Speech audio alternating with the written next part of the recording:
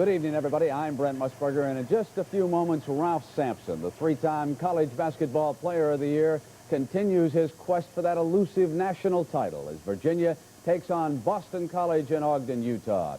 Meanwhile, the traffic on the road to Albuquerque is thinning out just a bit. As we reported, Kentucky has advanced in the Mideast region, 64-59 over Indiana. And just seconds ago, it was Louisville over Arkansas with time running out. It was Scooter McRae who tapped in the winning hoop to make it 65-63. Arkansas led Louisville by 16 points in the first half of that game. But then with time running out, down to the last shot, and finally McRae battled his way back up, and you can see no time left. The field goal is in, and Louisville has advanced, and we finally get the matchup. Kentucky and Louisville for the championship of the Mideast region. One other game out west now. North Carolina State has rolled past Utah 75-56. And of course, we're going to bring you all the highlights from these earlier games at halftime of the Virginia-Boston College game coming your way right after these messages from your local station.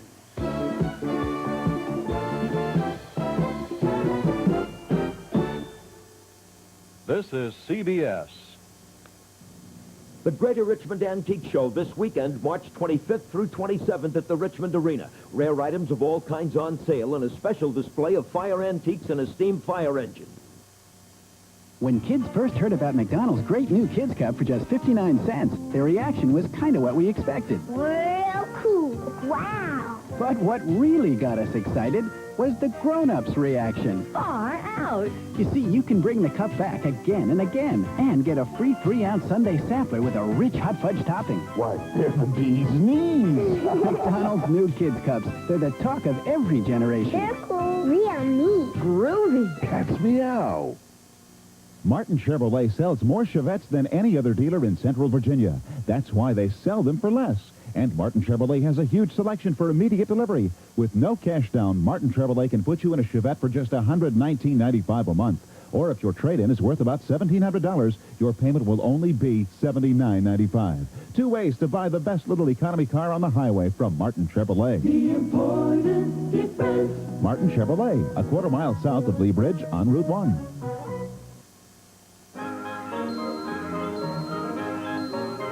Help keep America smooth and colorful. We're Color-Off.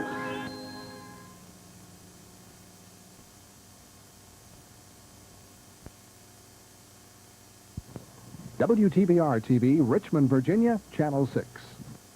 To the final 16 of the NCAA Basketball Championship tonight from Ogden, Utah, a West Regional Semifinal matchup. The scene, the D Event Center. The game, Virginia's Cavaliers versus the Eagles of Boston College. No player in this championship is getting anywhere near the attention as Virginia's Ralph Sampson, Player of the Year for the third consecutive season. However, the singular quest for Sampson and Virginia has been that elusive national championship. But Sampson is not alone in that quest. Othell Wilson, the quick and strong playmaking guard, helped key Virginia's second-round triumph over Washington State. Wilson is the chief spark plug in the Cavaliers' running game. What Othell Wilson does for Virginia, Michael Adams accomplishes for Boston College. Adams is unquestionably one of the quickest guards in America, and his ability to go to the basket is one of the Eagles' trademarks in their fast-break offense.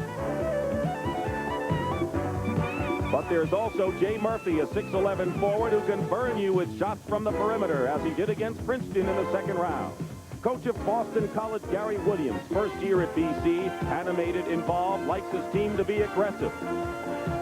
For Virginia, Terry Holland. No coach has won more the last 4 years. Reserved, proper, unflappable. His team is mature and steady. In the final analysis, it comes down to this. Can Gary Williams find a way to contain Ralph Sampson, who looms large tonight?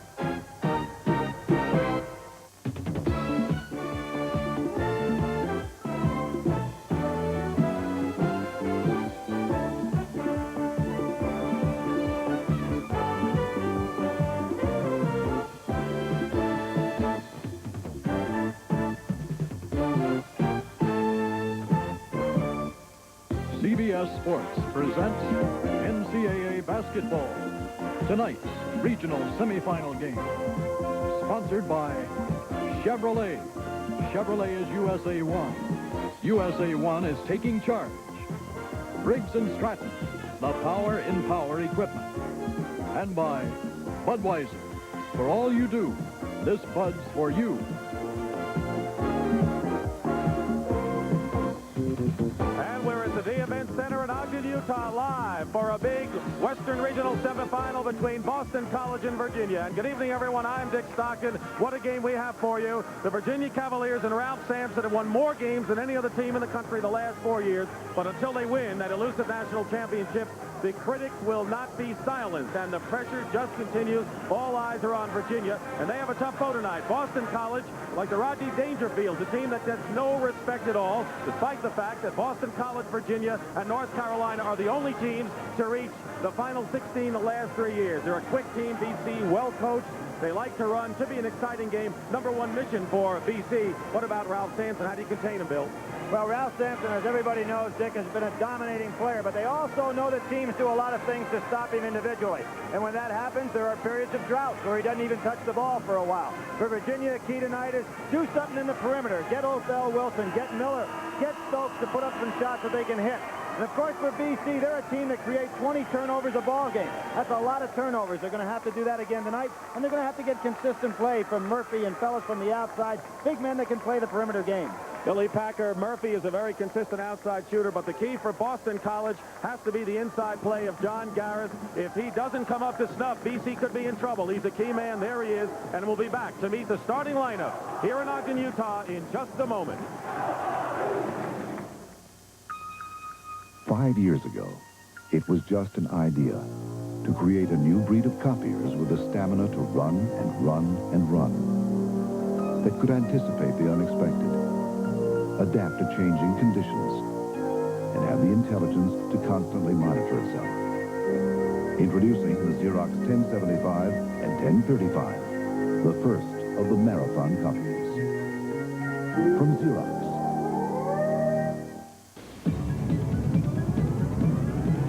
Tough Chevy trucks are taking charge with the new S10 Blazer. So advanced it was named 4x4 of the year, taking charge with InstaTrack. It lets you shift from freewheeling two-wheel drive to four-wheel drive high and back at any speed.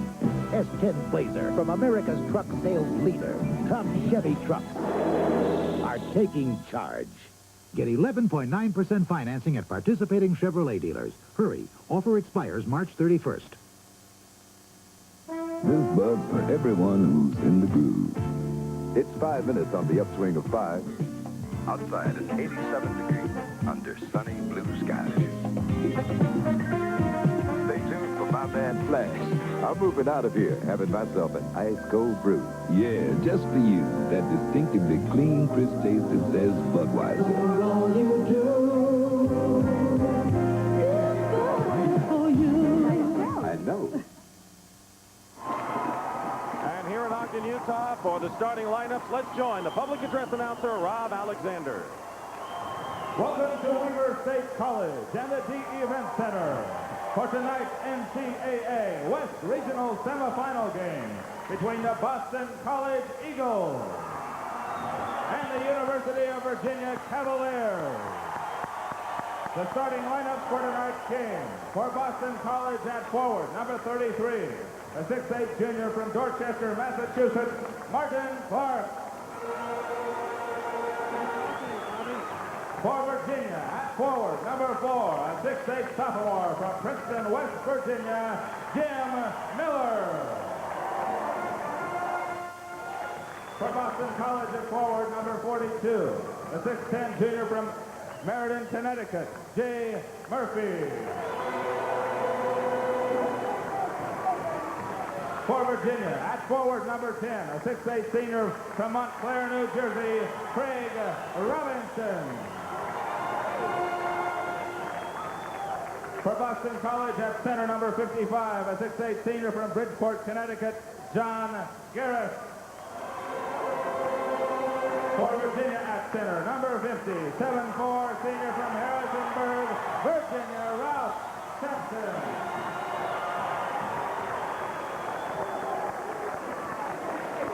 For Boston College at guard, number 5, a 6'3" freshman from Washington, D.C., Dominic Presley. For Virginia at guard, number 11, 6-foot junior from Woodbridge, Virginia, Othell Wilson. For Boston College at guard, number 23, a 5'10 sophomore from Hartford, Connecticut, Michael Adams. For Virginia at guard, number 34, a 6'5 junior from Ogdensburg, New York, Rick Carlisle. And the coaches for Boston College, Gary Williams. And for Virginia, Terry Holland. And there they are, the starting lineups and the coaches set to go. Virginia, Boston College back with the opening tip-off from D Event Center after this.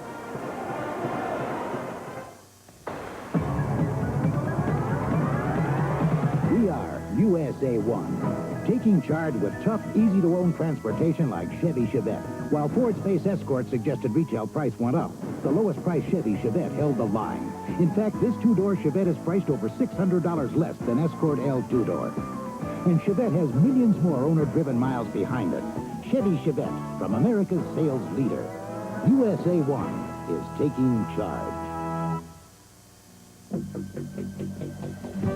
A new breed of sportswear. The Boston Athletic Club. Sportswear with spirit. The Boston Athletic Club. From shirts to shorts to slacks and back. From the cut to the colors, it's your style. It's the way you play the game. The Boston Athletic Club. Get into it. You're in for a change and This weekend, one of the most unusual courses in the world sets the stage for the Tournament Players Championship here on CBS Sports. We're back live here in Ogden, Utah, capacity crowd, and the officials for tonight, Western Regional semifinal.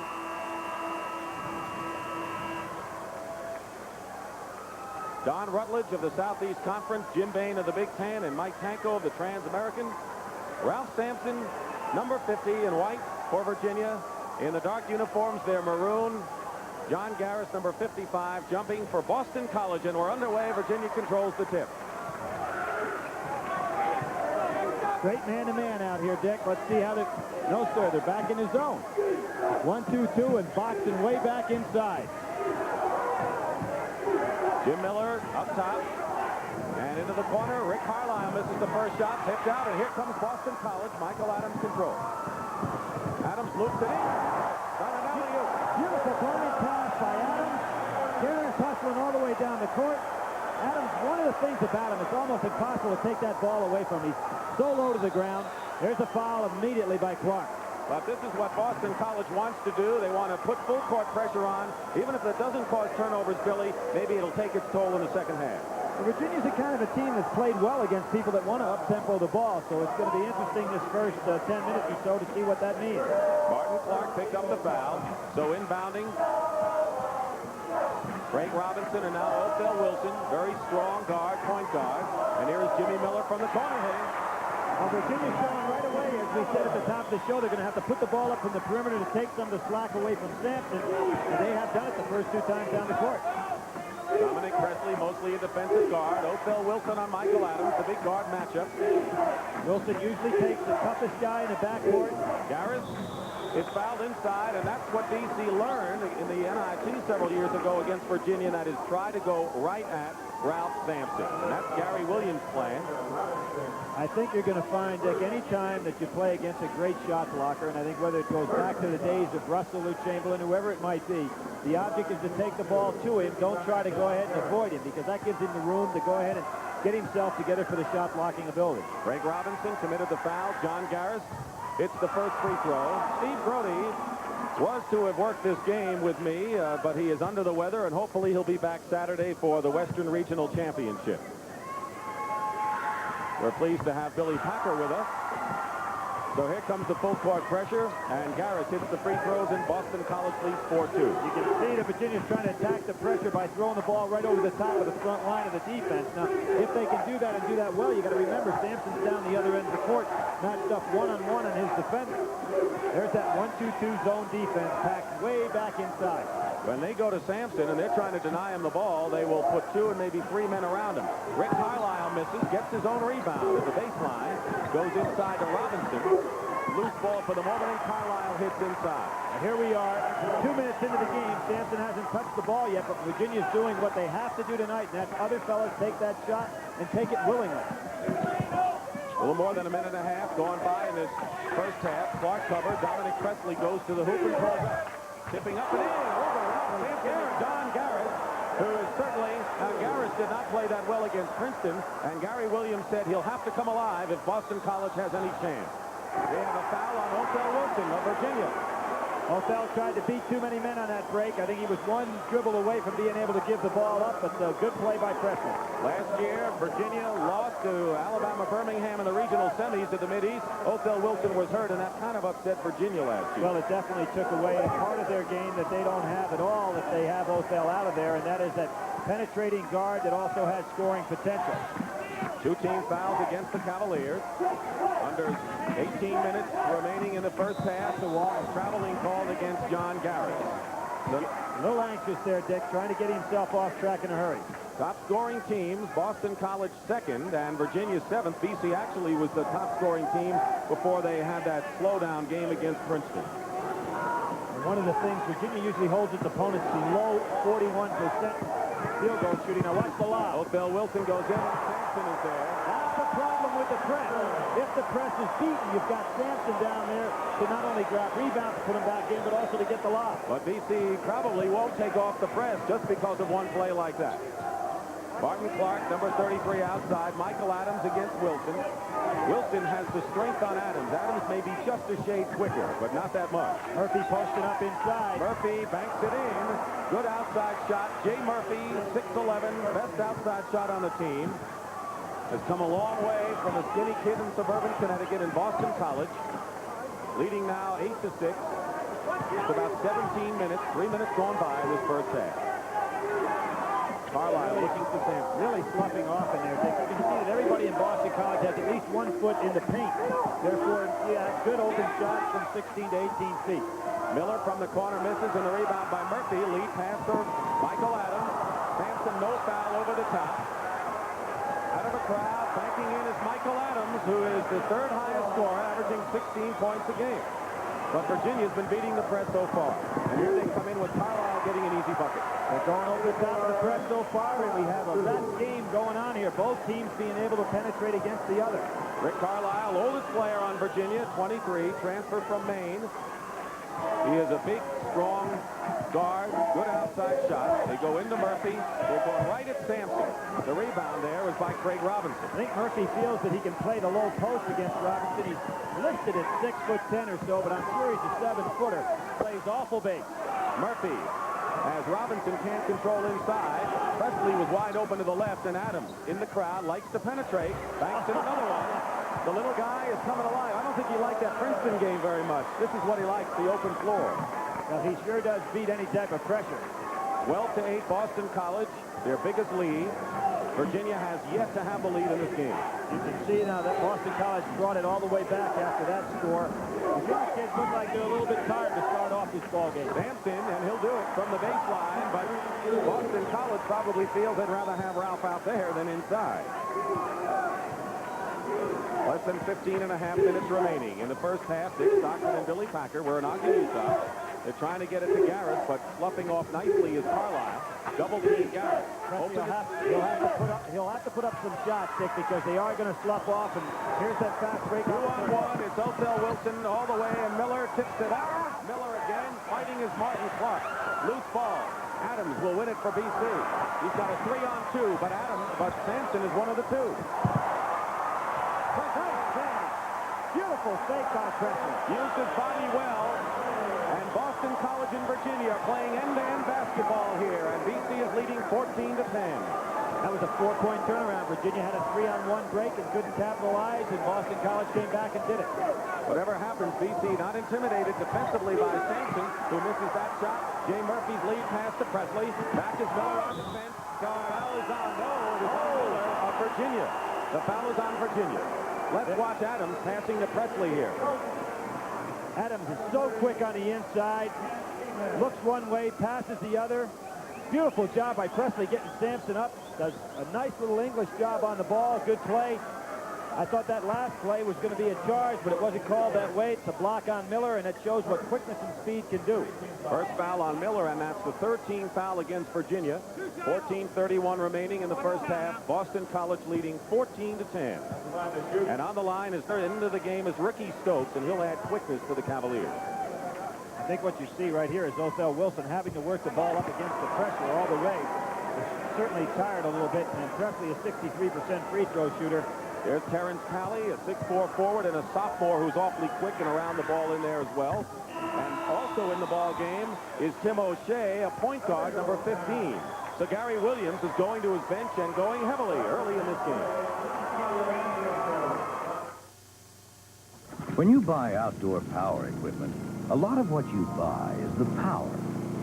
That's why you'll find a Briggs & Stratton engine on more makes and models of equipment than any other engine in the world. Put durable, dependable Briggs & Stratton power to work for you. Whatever brand of equipment you buy, make sure the engine carries our brand.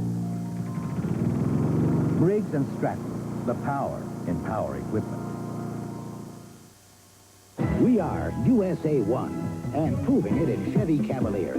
Cavalier's new high-compression 2-liter engine with electronic fuel injection gives you more power than the 3 leading imports. And even though Cavalier sedan is shorter outside than Honda Accord sedan, it gives you 6 cubic feet more passenger room inside, plus more room in the trunk. Chevy Cavalier, from America's sales leader, USA 1, is taking charge. Now get 11.9% financing at participating Chevrolet dealers. There's the Virginia bench, and Ralph Sampson is sitting down right now, and Kenton Edelin, a 6'7" junior, who tough defensive center inside, is in the game. There you see him, number 30, along, we told you about Ricky Stokes, and Boston College going with practically an entire new cast. And in fact, other than John Garris, it is a new cast. Roger McCready, number 20. Talley, we told you about, 24.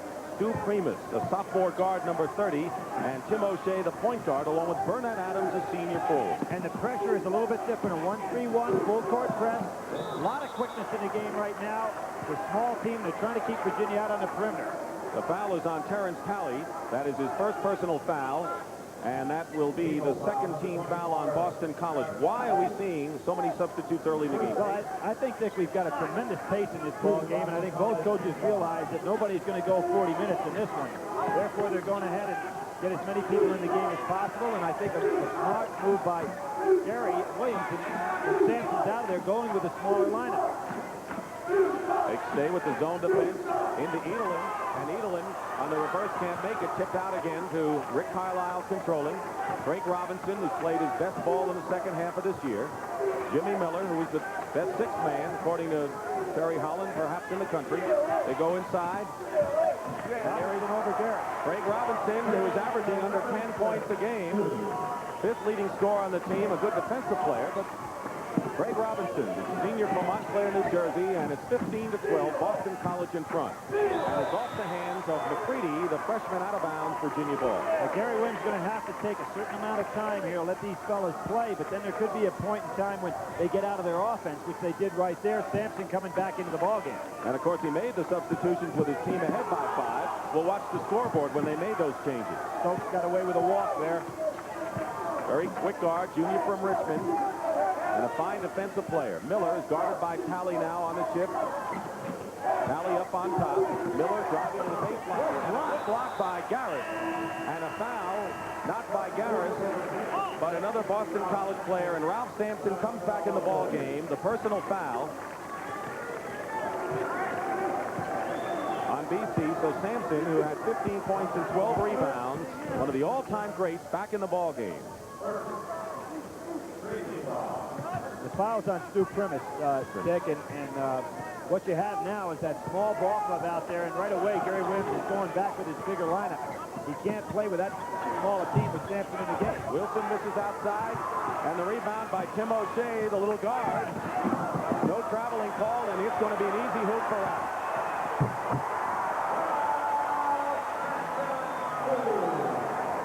Gary Williams wants to get somebody in the ball game. as fast as possible. Murphy and Adams wants those two back in the ball game in a hurry. It's 15-14. Virginia has yet to have the lead, and we'll have a Virginia foul meanwhile at the other end. It'll be the 4th team foul on the Cavaliers, and there's Michael Adams and Jay Murphy, both of whom got off to hot starts as Garris goes out, and Garris with 6 points, the high scorer for Boston College. Sampson has 6 for Virginia. There's Garris, from Michigan. Right, still a relatively small team in the ball game. Virginia has a big club in the game now. They have Kent Nealon in there. They go inside to McCready, the freshman, who's blocked by Sampson. And here comes Stokes, fouled by Stu Primus, his second personal foul. So Stokes showing the quickness that Virginia has when he comes off the bench. And Stokes will go to the basket. If you scout Virginia and he gets on the break, you know he's going to take it all the way. So you have to be prepared for that. Primus gets his second foul. Stokes will go on the line for 2. So the team fouls 4 for Boston College. And 3 for Virginia. And on the line, Stokes shooting 2. He ties the game and can give the Cavaliers their first lead with 12.5 minutes remaining in the first half. Although Ricky Stokes has not played that much ball, he's the 3rd leading free throw shooter in numbers of tries. Shows you how aggressively he plays and also how much he means to their delay game. All right, coming into the ball game now, interesting story. Tim Mullen, a miraculous comeback. He strained ligaments in the ACC semifinal against Georgia Tech. They thought he was through for the tournament, and he's back to see some action. He was a starter all season. Michael Adams really throwing those good blind passes. Inside McCready, and there's a foul. One thing you have to say, BC is going after Sampson every time down, it seems. They're taking the ball inside there. There's Terry Holland. Can't believe the call, but it's Kent Nealon, who's a very aggressive player defensively.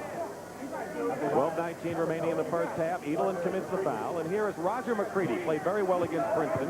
He's a freshman from Brooklyn, New York, and a very highly recruited performer for Boston College. Waiting in the wings for a starting role perhaps next year. It'll be tough to break into this lineup. They'll only lose with 1 man. Good rebound by Edelin. Scores tied at 16. Team fouls 5 for Virginia, 4 for Boston College. There's Sampson going up with a short one, and Sampson has 8. Dick, that's one of the things Virginia did not do much of during the season. Is against the zone, just throw the ball up in the air. Let Sampson control it inside, and with the small team as BC has out there right now, Virginia's going to do that often. Stokes and Adams. Stokes knocks the ball away. He's a good defensive player, keep in mind. Now to Terrence Talley. Sampson, by the way, is 4 for 5 from the field off the top. An errant pass and picked off by Othell Wilson. Here come the Cavaliers.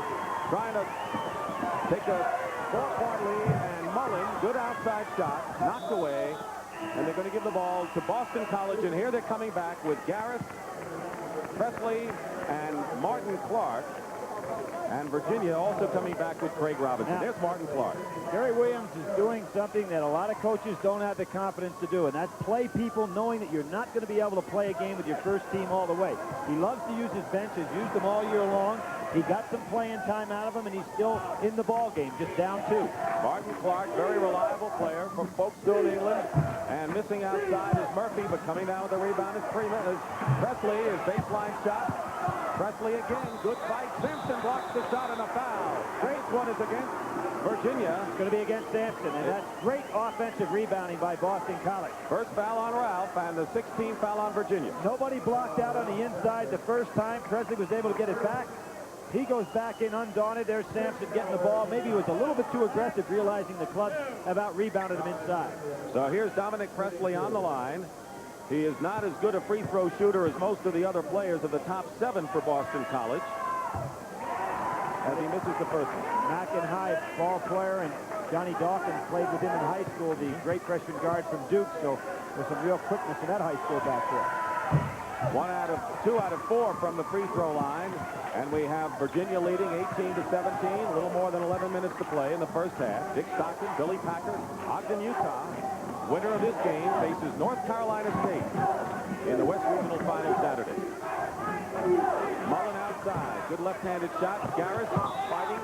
And it's BC ball, but he's challenging Ralph. He's doing a good job blocking out, keeping Ralph on the perimeter. Mullen, who has not been in game action. There's a lot of difference between coming back and having yourself in some kind of condition to run, but not having been in game action, he misses two jumpers that are normally his shot. Michael Adams with that unorthodox shot put, and Garris is in for the rebound. Offensive rebounding again, Dick. Off to a tremendous start is John Garris. He's 3 for 3 from the field and has 8 points to lead Boston College. His opposite number, Sampson, also has 8. Here's the half-court trap.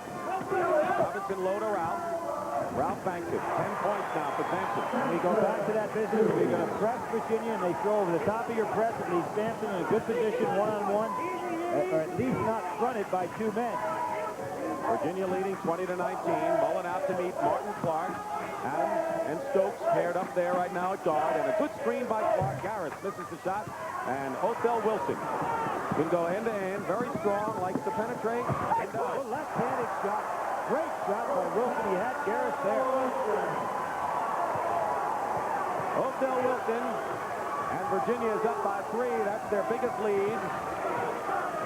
Under 10 minutes remaining in the first half. Clark. Presley doesn't want that jumper. Virginia's not playing it. In and out by Adams. And Sampson gives it to Wilson. People are very tired. Look at Robinson not even coming back down court. Extremely tired by the pace of this game. Wilson.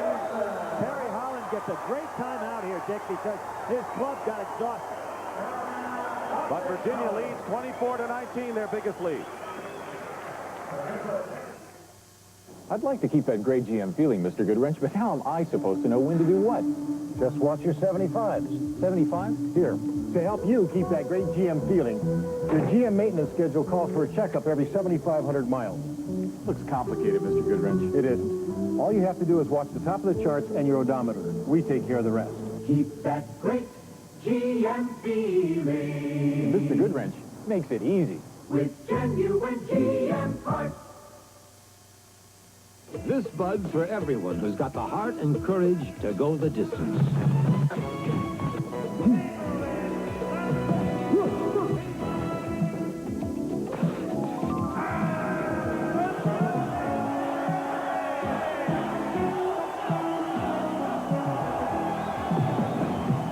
Yeah, just for you. That distinctively clean, crisp taste that says Budweiser. This bud's for you. I'm Bill Bixby. Watch Marriott Hartley and me spar as 2 news anchors on Good Night Beantown. Tell him when, Bill. It's premiering Sunday, April 3rd. Right after 60 minutes. Is that right? 9:40 remaining in the first half. Virginia 24, Boston College 19, and Ralph Sampson off to a big start. He has 10 points on that kind of shooting, 4 rebounds, but you pointed out that the thing to watch for Sampson is not the first half, but the second half. Well, I think, Dick, you're finding that a lot of people are tired in this ball game. The pace has just been very frantic. Ralph Sampson sitting down. I said it was a great timeout by Terry Holland because his clubs were exhausted. McCready with a fine shot from underneath and is fouled as well. Now, did they count that basket? Yeah, the basket should count. Jimmy Miller got hit. Let's see if he's going to call it. Unless they call it on McCready. Yeah, they did call it on McCready. And it's going to be, Miller was the one that got fouled and got hit right in the face. Yes, the basket is 2. What you had is the violation that time of the plane, having the plane. Right. He was coming down, the ball was in the air, and he hit Miller with his elbow, and the basket is good. So BC down by 3. There's the half-court track. Pretty good job by Virginia that time, spreading out the defense, trying to lob over again. Sampson out of the ball game. Carlisle, number 34. Wilson can't let him get free too much outside. Sampson inside trying to keep it alive, and it's Edelin that is. Sanders gets a breather. Edelin, pretty good inside player. Everyone talks about Ralph, but Edelin is his presence felt. He's an extremely good defensive player, good powerful leaper on the inside. There you see Garrison Edelin, a good piece of officiating coming up here by Jim Bain saying, hey guys, let's just calm down a little bit. Get your position inside. Let me get this inbounds pass going straight. Team fouls. Virginia has 6. 1 more there in the penalty. Boston College has 5.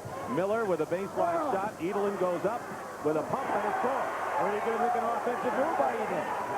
Edelin Discovered as an intramural player and then went to junior varsity, was a walk-on. Defensive player, but showing his offensive prowess there.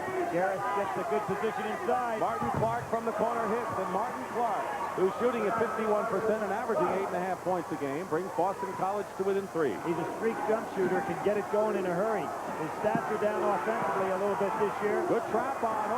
Good play by Michael Adams, and Adams goes in, and BC is down by 1. Wilson tried to break the trap by slipping 2 defenders. Good job by BC. If Virginia's getting tired early, you know BC's not going to stop that press or half-court trap. And a foul against Miller is on Dominic Presley. One of the things about BC that's kind of amazing, they've gone to the foul line this year 916 times. Their opponent's 737, and they're the ones that are the aggressive players. So kind of an interesting contrast there. Sampson back. Sampson is back, and also back Jay Murphy, number 42. For Boston College, he has scored just 2 points off the hands of Sampson out of bounds, and it's still going to be Virginia ball. Again, showing you how high up in the air Sampson could go. That lob came all the way from out of bounds. Each team with 16 fouls. Garris with 8 leads BC. Sampson has 10 to lead Virginia. The 2 centers, the high scorers so far. Carlisle in the corner. 8:15 remaining in the first half. Tough to get the ball to Sampson. You have Adams in the front, right underneath him. Garris behind. There he is. There's Sampson with Garris there. And a drop through for Ralph. Ralph 12 points now and off to a tremendous start. He looks like a man possessed. Probably wants to erase all those goblins that have complained about Virginia not being able to go all the way. Garris is getting good position before on Sampson, and it seems like he hasn't been getting it lately. Good block. Good block by Carlisle on Martin Clark. They bring it right out, and here's Jay Murphy hitting the outside shot, and he shoots it like a small forward. Dickey's got a great one-hand stab there. Everybody tries to play right in his face to make him put the ball on the floor, but he's so tall and so quick with that jumper. Second leading scorer at over 17 points, has 4 in this game. And Virginia leads with 7.5 minutes to play in the first half, 28-27. Sampson has hit his last 4 shots, by the way, and he's got now Presley and Murphy trying to sandwich him inside. Wherever he goes, he's got a man in front and a man behind, but he's still available up over the top. Osel Wilson over the top hits, and Wilson is hitting from up top and inside. He has 6 points and a very solid game for Osel. Looking at both of these teams, I think they're both accomplishing what they want as coaches in the ball game. Sampson and Garris really pushing inside. Carlisle kind of daring Dominic Presley to shoot, and there it is, the put shot by Adams. This isn't Sampson with another rebound, his 5th of the game. Here's Wilson. He's got Carlisle, and Miller takes it himself. Shot. Garris the rebound, quickly out, 2-on-1 break. It's Adams behind the Presley, and he throws it away. Turnover. He was looking at Ralph Sampson all the way down the court. Might not have been a bad idea to pull up a little bit. Now here you have Adams underneath him, down around his ankles. Now the ball goes into the top, and Sampson shoots that little patented turnaround jumper of his. One good thing about him, he can either turn clockwise or counterclockwise on that jumper. There is Ricky Stokes coming back in the game. The quick guard for Virginia, and Stu Primus, number 30 for Boston College. Stokes, number 15. So substitution at guard now, and so it's Wilson and Stokes, 2 quick guards. Primus adds a little strength and a little muscle. Craig Robinson with the jump shot. That's about Craig's range right there to take that jumper. It's rolled to 13 feet. That's the shot that BC will give up. His shooting has improved the second half of this year. Once again, Virginia's opened up a 5-point lead. Matches their biggest of the ball game. Martin Clark misses. The rebound is by Robinson, and here comes Virginia. Could be their biggest lead of the game if they can score. Good fake. Wilson one-hands it and banks it in. He is penetrating. BC's going to have to stop that. That was some fake, and Gary Williams is saying, I've had enough of this. I'm calling a timeout to stop momentum. Exactly 6 minutes to go in the first half, and Virginia has opened up their biggest lead, 7 points. We are Chevrolet. Why has Chevy Citation outsold all front-wheel drives over the last 3 years combined? You're looking at it. Hatchback versatility with 20 cubic feet of wagon-like convenience. Comfortable room for 5 people. An electronic fuel-injected standard engine with better mileage estimates than 41 smaller cars. You're looking at the versatile Chevy Citation. Seeing is believing. Chevrolet is taking charge. State Farm agent Pam Johnson on life insurance. The key in life insurance is listening to the policyholder and trying to determine what that policyholder needs. Now, when a policyholder comes in this office, they don't know that they need whole life or term insurance, but they do know what they want to protect. And so it's my responsibility to sit there and let them talk and listen to them, and then try to tailor our life insurance products to their needs. And like a good neighbor, State Farm is there. 6 minutes remaining in the half. Gary Williams, Boston College team down by 7, and we've had a lot of substituting, but with 6 minutes to go, what should we see? Well, I think what we're going to see from Gary Williams is to try to get back with his starting lineup somewhere around the 5 to 4 minute mark. You try to finish up strong in a given half. Now, in substituting, which is one of the things that he's done so well throughout the course of the year, you do run into that problem, Dick, where you get lineups in the game that don't match up too well with the other ball clubs. And that's what's happened to BC on this little stretch. Burnett Adams, number 44, the senior's back in the game. Murphy double pumps and goes right and scores over Sampson. So Jay Murphy now has 6 points. He can do it inside as well as outside. 34 to 29. Miller at the baseline. All of a sudden they go back into their zone again. You notice how easily BC's getting the ball with the bounce pass. Old Dr. Tom Davis bounce passes inside against Virginia. You can't let a man that big get it that easily. Sampson triple team. They go out to Wilson, daring Virginia to beat him from outside. Jimmy Miller will challenge him and hit. Virginia really doing the job, putting up the perimeter jumper. That's what they did not do against Washington State.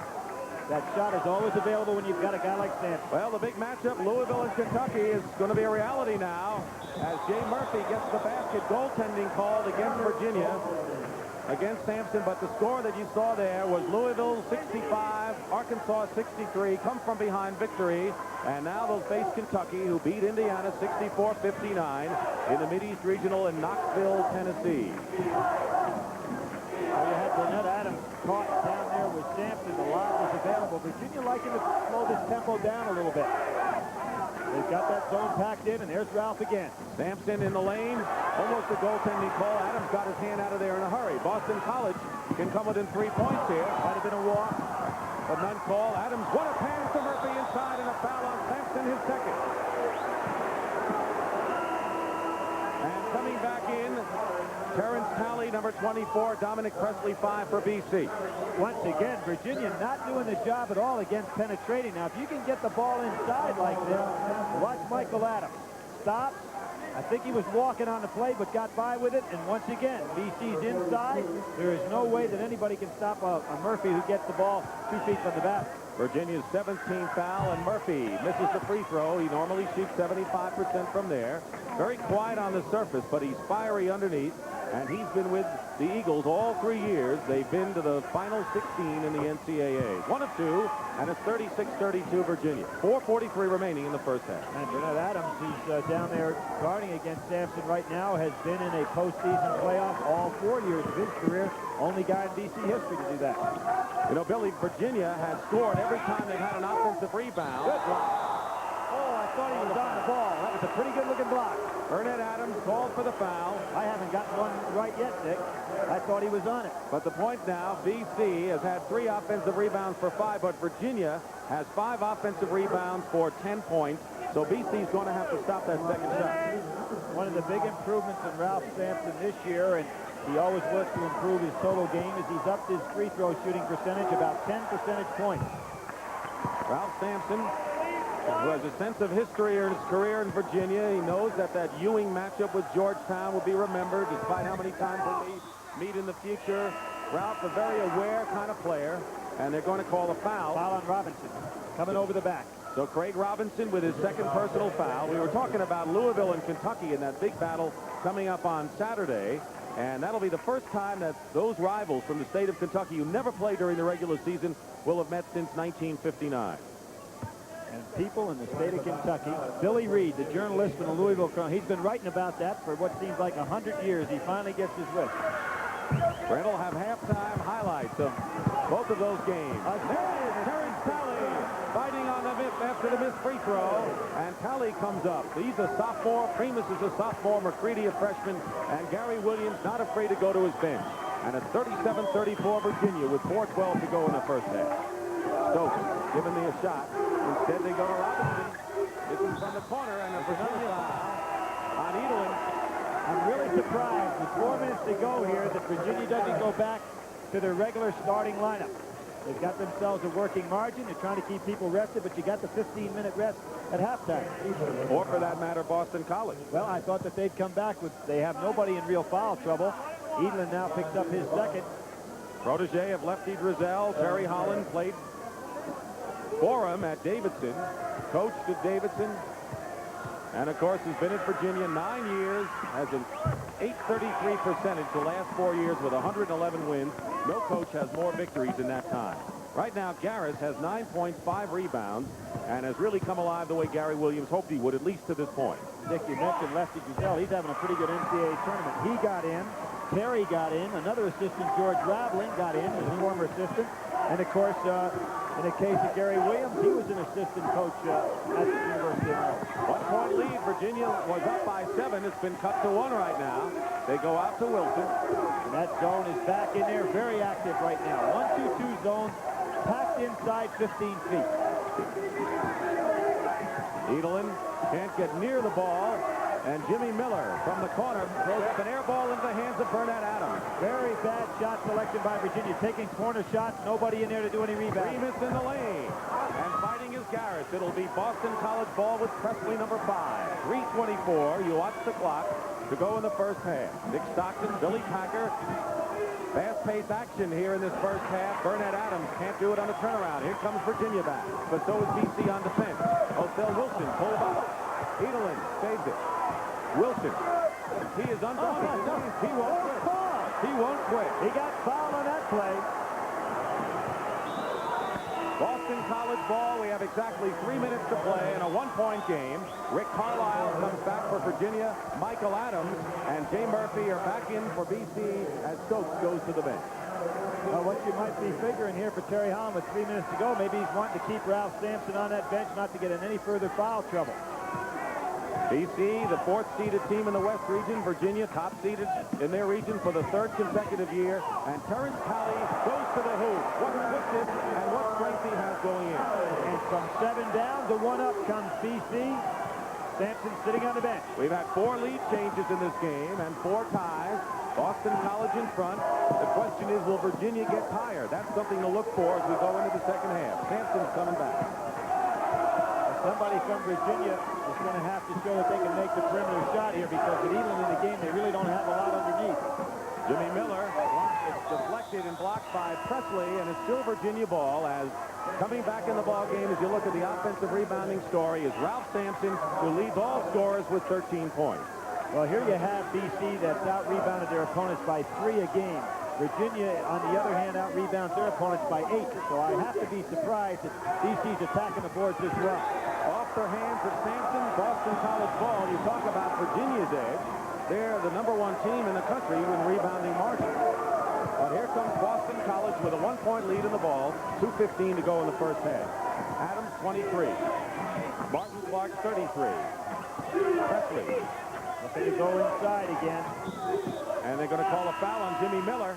And BC can open it up for Miller, his second personal. And they're putting a man on the line that can really shoot those free throws. I want to remind you at the conclusion of tonight's game, Billy Packer and I will select a Chevrolet player of the game from each team. So Miller goes to the bench with 2 fouls, and coming in is Tim Mullen, the outside shot. And here is Martin Clark. Boston College is 8 of 13 from the free throw line. Virginia's been on the line 4 times, has made 3. Well, I think the reason for that is that Boston College has been much more aggressive on that end of the court. Really going after the rebounds well. Here you can see Martin Clark, an 86% free throw shooter. It's nice to have a big guy that can hit him that well. And you could hear it all the way to the last row. Virginia's been quite a drought here. They had a 7-point lead. Now they're down 3. Boston College earlier had a 5-point lead. Missing Robinson, and the rebound is by John Garris. Boston College is up by 3. That's a 10-point turnaround for them. Bush guy Murphy gets his own foul by Craig Robinson. No, they're going to call it the other way. It's on Boston College. I don't think that was a good call at all. That looked like a foul on Robinson, but they call it on Murphy, and that's his first. I agree with you. You had Murphy getting the ball off nice and clean. He grabs the rebound. Robinson bangs into him. Very bad call. And Gary Williams is over there trying to plead his case with the official. First foul on Jay Murphy, and going to the line to shoot 1-1 is Craig Robinson. Well, Dick, I think that Gary is right on that one. And he is incensed. Gary Williams done a tremendous job. He was an assistant under Tom Davis. Lafayette for 6 years, BC for 1, and it'll go as a basket. And they're going to credit the basket to Ralph Sampson. That was a break for Virginia. Sampson got a piece, but Murphy had a piece. A bigger piece just happened to go in the basket. 1:35 remaining first half. Boston College leading by 1.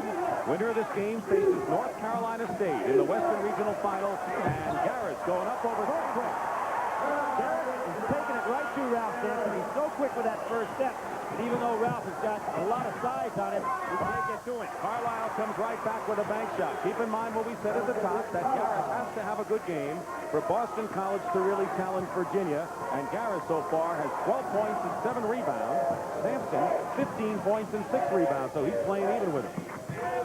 BC is going inside, and I think Garrett will be picking up confidence inside. There he goes again, picks up another one. And if that's on Ralph, that'll be his third, and it is 3 on Sampson. Garrett will go to the line. He better come out of there now. He's got to come out right now. He will. Edelin's coming in. What's happening is that Sampson's playing behind Garrett and making it so easy. Kind of a touch play right there, but a good job by Garrett. Bucking taking it right to Sampson. There's Ralph on the bench with 3 fouls, and that becomes a story to watch. And on the line is John Garris, who is a transfer from the University of Michigan. He didn't fit in, wanted to come back to New England. He's from Bridgeport to prove that they were wrong at Michigan. And so he has something to prove. He started to emerge last year during the playoffs. Amazing, Dick, that you get 2 outstanding Big East players this year. Garris and Leo Routens from Syracuse, both transferred from Big Ten schools. Leo from Minnesota, of course. Boston College by 3, less than a minute to go. And BC is either full court press or trapped half court. Good time to go ahead and look for the last shot, but BC realizing that it's a little half court trap of their own. Mullen, the outside shot, number 45. He's a left-hander. Wilson and Martin Clark is the point man in the 1-2-2 zone. Great Wilson penetrating and is fouled. It's on BC, and the Boston College bench is up in arms again. It's on Burnett Adams. Well, I'm having a hard time watching this game from an officiating standpoint because I think every other one's going the other way. Well, you are wearing a striped shirt. Well, I know. Seemed like they had pretty good position that time.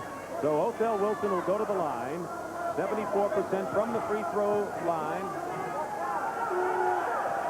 One of the things about Othell is he's got such a powerful body, and when he makes that crossover dribble and he's low, it's very difficult defensively to stay with it. Awfully strong. He makes the free throws, and it's 44-43 now. BC leads, and Ricky Stokes, the up-tempo guard, comes in off the bench, and Carlisle goes out. So Virginia will be quick the last 35 seconds. And now they put their pressure in. Go full court pressure. You got 34 seconds to go. Now, what's tough about this? You turn Michael Adams loose against full court pressure. He's liable to hit somebody wide open for the pass. Now watch him. Here he comes. Adams. Good job by Virginia, but there he goes. Adams breaks the press. 29 seconds to go, and in the crowd, Adams fires it up. Loose ball and a foul. BC's Martin Clark is all over Mullen, and so Mullen will have a chance to put Virginia in front with 24 seconds to play in the half. Adams is so tough in the open court area. He had what he wanted, but he couldn't make the pass and had to pull up for the shot. Good job by Virginia getting back. 45 white. Jim Mullen has started every game in his career until he was injured against Georgia Tech in the Atlantic Coast Conference semifinal game, and he is the best free throw shooter on the team, as you see, over 88%. Boston College is going to bring Murphy in. So they want to make sure that they can get something offensively down the other end of the court. There's the knee that he hurt in the Georgia Tech game. I thought he had been operated on, but he hadn't. It was just strained ligaments, and he's back a lot quicker. And, of course, in the first game tonight, Dick, you had Derek Wittenberg, who everybody thought was out for the year. And he just burned it up for NC State tonight as they hit something like 16 for 19 in that ball game. You saw number 51, Dan Merrifield, a sophomore forward, who the guy that kind of makes things happen, and he's inserted with 24 seconds to play in the half. Boston College trailing Virginia 45-44. Stokes on Adams. Quite a matchup back here. Adams brings it across against Stokes, who's awfully quick. They're setting up their shot. 14 seconds. You watch the clock. Look for Murphy. Look for Murphy to try to get something here. Penetrating is Adams, and the rebound by Edelin, and there's the pass with 2 seconds, intercepted, and this shot no good, and that'll do it for the half. Ralph Sampson, 15 points and 3 personal fouls. John Garris had 14 points, challenging Sampson at every turn. How do you look at it with Virginia leading by 1? Well, basically, you play the first half to get to the second, and it looks like both coaches got what they want out of that first half. Very close ball game, high tempo. Quite a basketball game on our hands. All right, at the end of the first half, it's Virginia 45, Boston College 44 in an exciting game here at Ogden, Utah. Right now, let's go to Brent Musburger in New York. Brent? All right, Dick, and you know, coming up on Saturday afternoon, the first meeting in 24 years between Kentucky and Louisville. We'll show you how those two teams got to the Mid-East Regional Final after these messages from your local stations.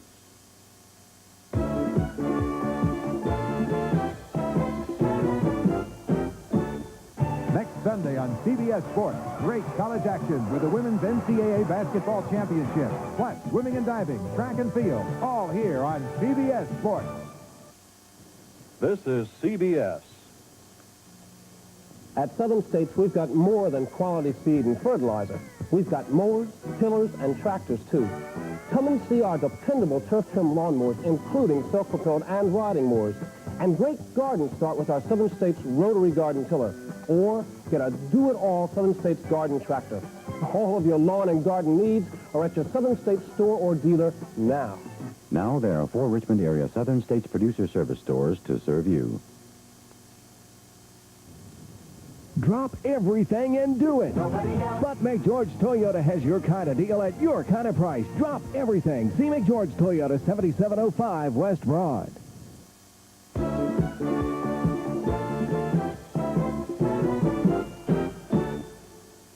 We had 2 spectacular basketball games in the Mid-East Regional tonight in Knoxville, Tennessee.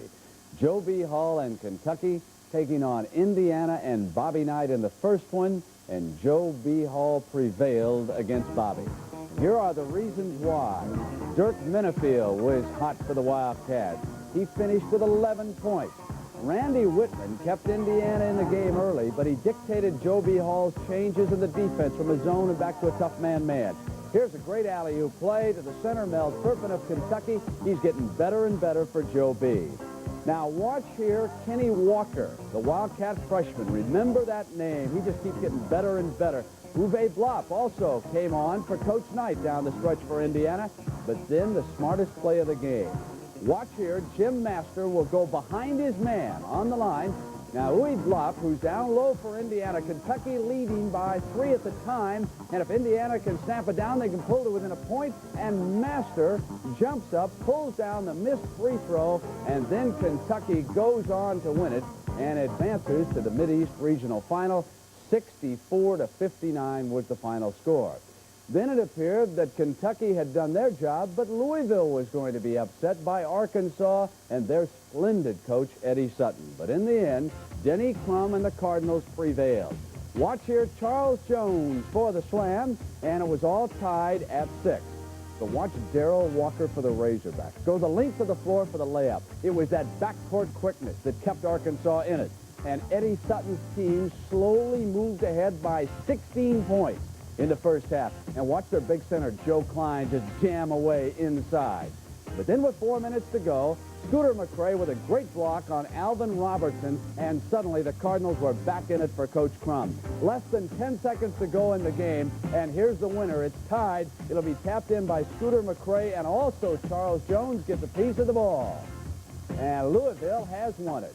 What a marvelous ending, 65-63, and now Saturday on CBS at 12:30 p.m. Eastern Time. Folks, the whole state of Kentucky will be tuned in on this one. Why, the governor, John Y. Brown, will be there. Phyllis George will be there. Paul Horning, everybody else in that state. And we'll come back here on CBS and tell you more about the tournament, including the first game in the Western region, in just a moment.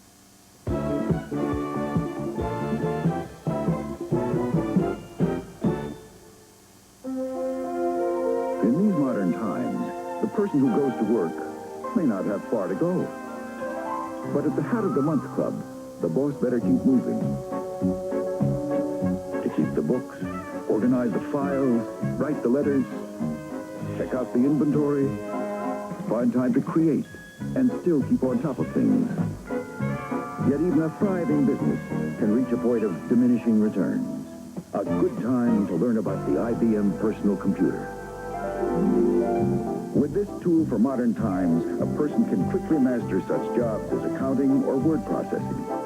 Even use the IBM personal computer to forecast growth. All helping the business person at home to wear many hats, while selling even more. And that can be a feather in anyone's cap. The IBM personal computer. Try one on at a store near you.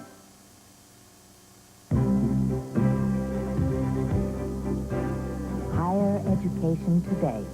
The NCAA is proud to present this special tour of our nation's colleges and universities. Every year, high school seniors ask, should I go to college or not?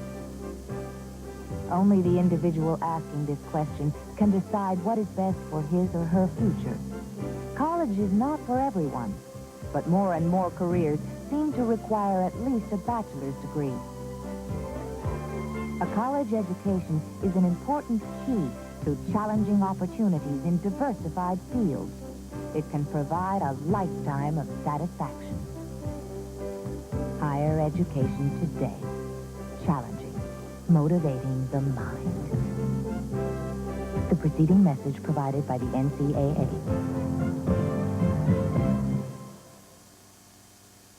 The Cardiac Kids of North Carolina State prevailed over Cinderella from Utah tonight, 75-56. The Wolfpack blazed away at 79% in the second half of this game for Jim Valvano. Watch Pace Mannion. Here are the Utes in the early going. The game was tied at 12, and it did not look like it was going to be a blowout. Derek Wittenberg played splendidly for North Carolina State, and look who was at the first game, doing a little scouting, Ralph Sampson. Now watch North Carolina State's Thurl Bailey intimidate here with a blocked shot. Now North Carolina State moves up by 8 on this Wittenberg field goal, and they were simply never headed. Bailey blocked another one, and then at the other end, Lowe got it going, and it was 66-48, and afterwards Jerry Tim, well, he just congratulated Jim Valvano on a great job of coaching. I think the key to the game tonight was our defense in the second half. I really thought we did an outstanding job defensively against a club that's been playing pretty good. I think that enabled us to break it open a little bit.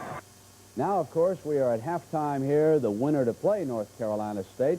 If it is Virginia, a rematch of the ACC tournament final, but Boston College is doing some job tonight. And one of the reasons why, Michael Adams dishing off inside of Ralph. And when Ralph came back down, Boston College converted. But now watch Sampson, 15 points in the first half, but I think the key stat, not his scoring, but the fact that he is playing with 3 personal fouls. And we'll continue here on CBS in just a moment.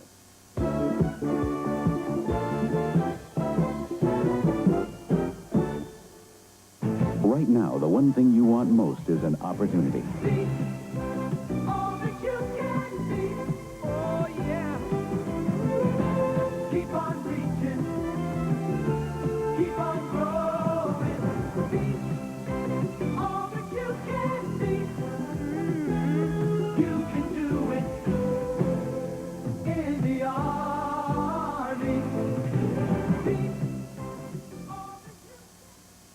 Colt 5-door hatchback imported for Dodge and Plymouth. But we're not quite finished with it yet. All 5 doors, room for 5, front-wheel drive, high mileage, of course. But you just can't know that this 5-door Colt is lower priced than any 4 or 5-door Japanese import until you see the $55.99 base sticker price. And you can get it with 11.9 financing or $300 cash back. Now we're finished. Colt, imported only for Dodge and Plymouth. You know, repairs cost so much. It's terrific you're trying to be handy. What do you mean trying? Peerless makes it easy to be handy. I'm going to hook up this do-it-yourself Peerless faucet, and these are the only tools I'm going to use. Watch. Just insert the flexible copper tubing and turn the special tightener by hand. Bend the tubing by hand, then snap the quick connectors by hand. No tools, and it's finished in a snap. Water! And making it easy to be handy, Peerless is peerless. Like a lot of people, I'm taking better care of my body. Better care of my skin, too. With Skin Bracer Aftershave. Shaving is rough, so I use Skin Bracer. It cools and smooths skin. Tightens pores. That's the tingle. Smells great, too. But Skin Bracer's not cologne. It's skin care that feels good. That's why more men are saying, thanks. I needed that. Skin Bracer, now in Spice, too. Takes care of men who take care of their skin. Skin Bracer Aftershave. Ticket orders for the 1984 NCAA Basketball Championship in Seattle's Kingdome must be postmarked April 5th, 1983 with the official order form. Ticket prices vary and include admission to the semifinals and finals March 31st and April 2nd. Obtain a copy of the order form by writing 1984 NCAA Basketball Championship, the Kingdome, 201 King Street, Seattle, Washington, 98104.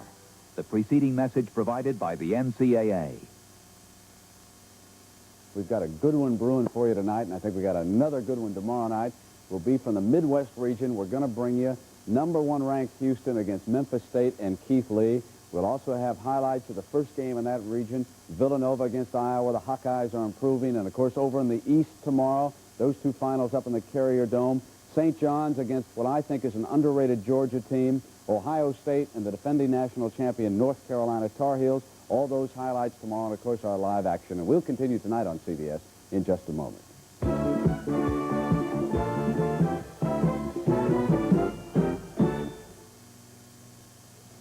This is one economy truck that comes with a 5-speed and radial tire standard. It's Mazda's B2000 Sundowner. The only economy truck that comes not only with a 5-speed and steel-belted radial, but tinted glass and full carpeting, all standard. And at $57.95, it's also the lowest priced truck in America with all that standard equipment. We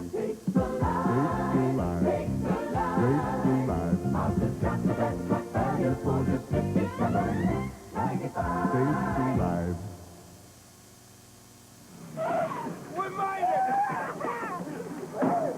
There, Keith, wrestle up some of that there Stroh's beer. Coming up. Excuse me. My, that sure looks pretty. Mighty tasty, Slim. Plum worth the trip, Colorado. We come 1,000 miles for this here Stroh's beer. Not surprising. Happens every day. Yeah? Excuse me. I say, old chap, a cold bottle of Stroh's, please. I like you. Look what we've done with Ramada. We've filled with things that are new. Now the matter makes us feel more like saving you. Ramada, we've got a new world for you. And still price right. Look what we've done with Ramada. Ramada, we've got a new world for you. All Nelson and Adam wanted from spring break was a good time. Nelson, wherever you look, skin, skin, skin. What they got was an adventure. They got trouble. They got kidnapped. No, real fair, 2 against 1, right? I'm wearing a towel. But eventually, they got just what they wanted. I still don't know where my underpants are. Why, what happened to them? I think they ate them. Spring break. Rated R. Starts Friday at a theater near you.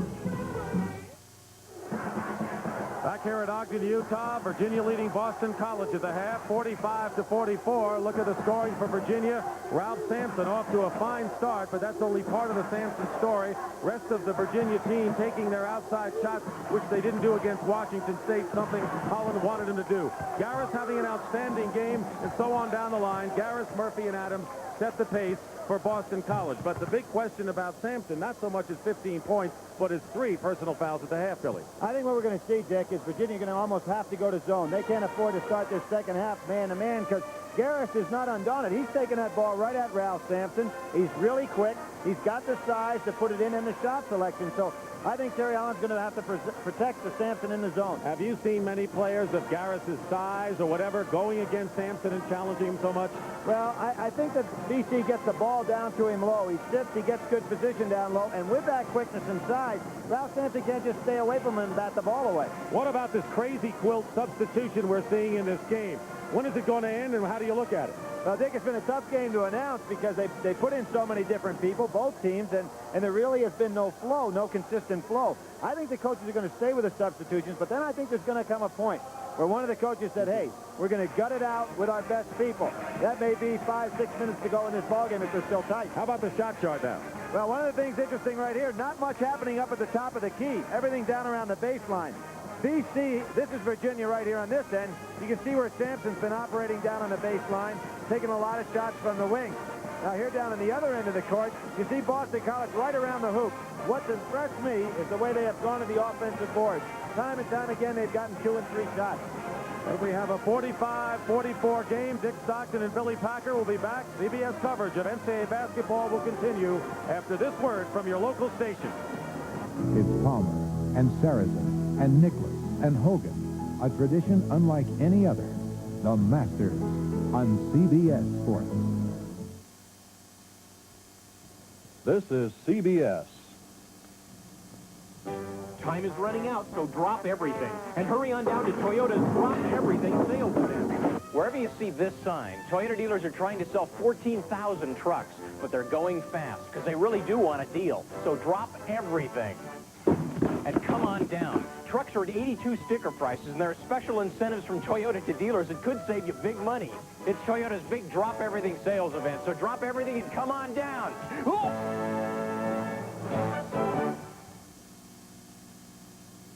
Our business vehicle insurance helps you keep on trucking. Nationwide is on your side. Nationwide. Tonight's NCAA Regional Semifinal game, sponsored by Mazda and the full line of sophisticated Mazda products. Allstate, for home, auto, business, health, and life. You're in good hands with Allstate. And by Xerox, advancing office productivity worldwide. We're back here at the D-Event Center where Virginia and Boston College, along with Carolina, the 3 teams, and the only 3 teams in the last 3 years to make the final Sweet 16 of the NCAA championship. Boston College, Garris misses the first shot, but BC controls with Dominic Presley. And you can see that Virginia has gone to the zone. A 1-3-1 with Sampson in the middle. Garris still has a chance to get the ball and attack him at that spot. They go to Murphy, out to Michael Adams, who goes into Garris with a good pass and a foul. And Sampson has picked up his 4th foul. And that's a big story here. Number 4 on Ralph Sampson. Now, Terry Holland has got to take him out at this point. And Adams made a superb pass, looked like he was going to shoot, and got it right into Garris. In the 1-3-1 zone, the way that BC is attacked, they went right on into Ralph Sampson. There was a call with the body. He's going to sit down, and now his teammates are going to be called upon to carry his ball club. Look at Ralph Sampson, very disgusting. And Kenton Edelin is into the ball game now, number 30 for Ralph Sampson, and Garris is on the line. And John Garris, who had to play the game of his life against one of the greats of all time in college basketball, has met that challenge to this point. Garris, 7 for 7 at the line, has 15 points. And you can be sure, Dick, if you're Terry Holland, you've got to see how long your club can stay in the game without Sampson in. There's the first interception off the inbound. The pressure, Michael Adams with his shot misses, and Garris keeps it alive out to Adams. Once again, great offensive rebounding by Boston College. Virginia staying in the zone. Martin Clark in the baseline, double team Murphy, and Miller finds the line, and here comes Dominic Presley, and off the top this time Clark. Let's Craig Robinson handle it with no foul, and here comes Virginia with Wilson. Wilson has had a big role in the first half. And, of course, it'll be now up to some of the people like Robinson and Miller, who's hit from the corner.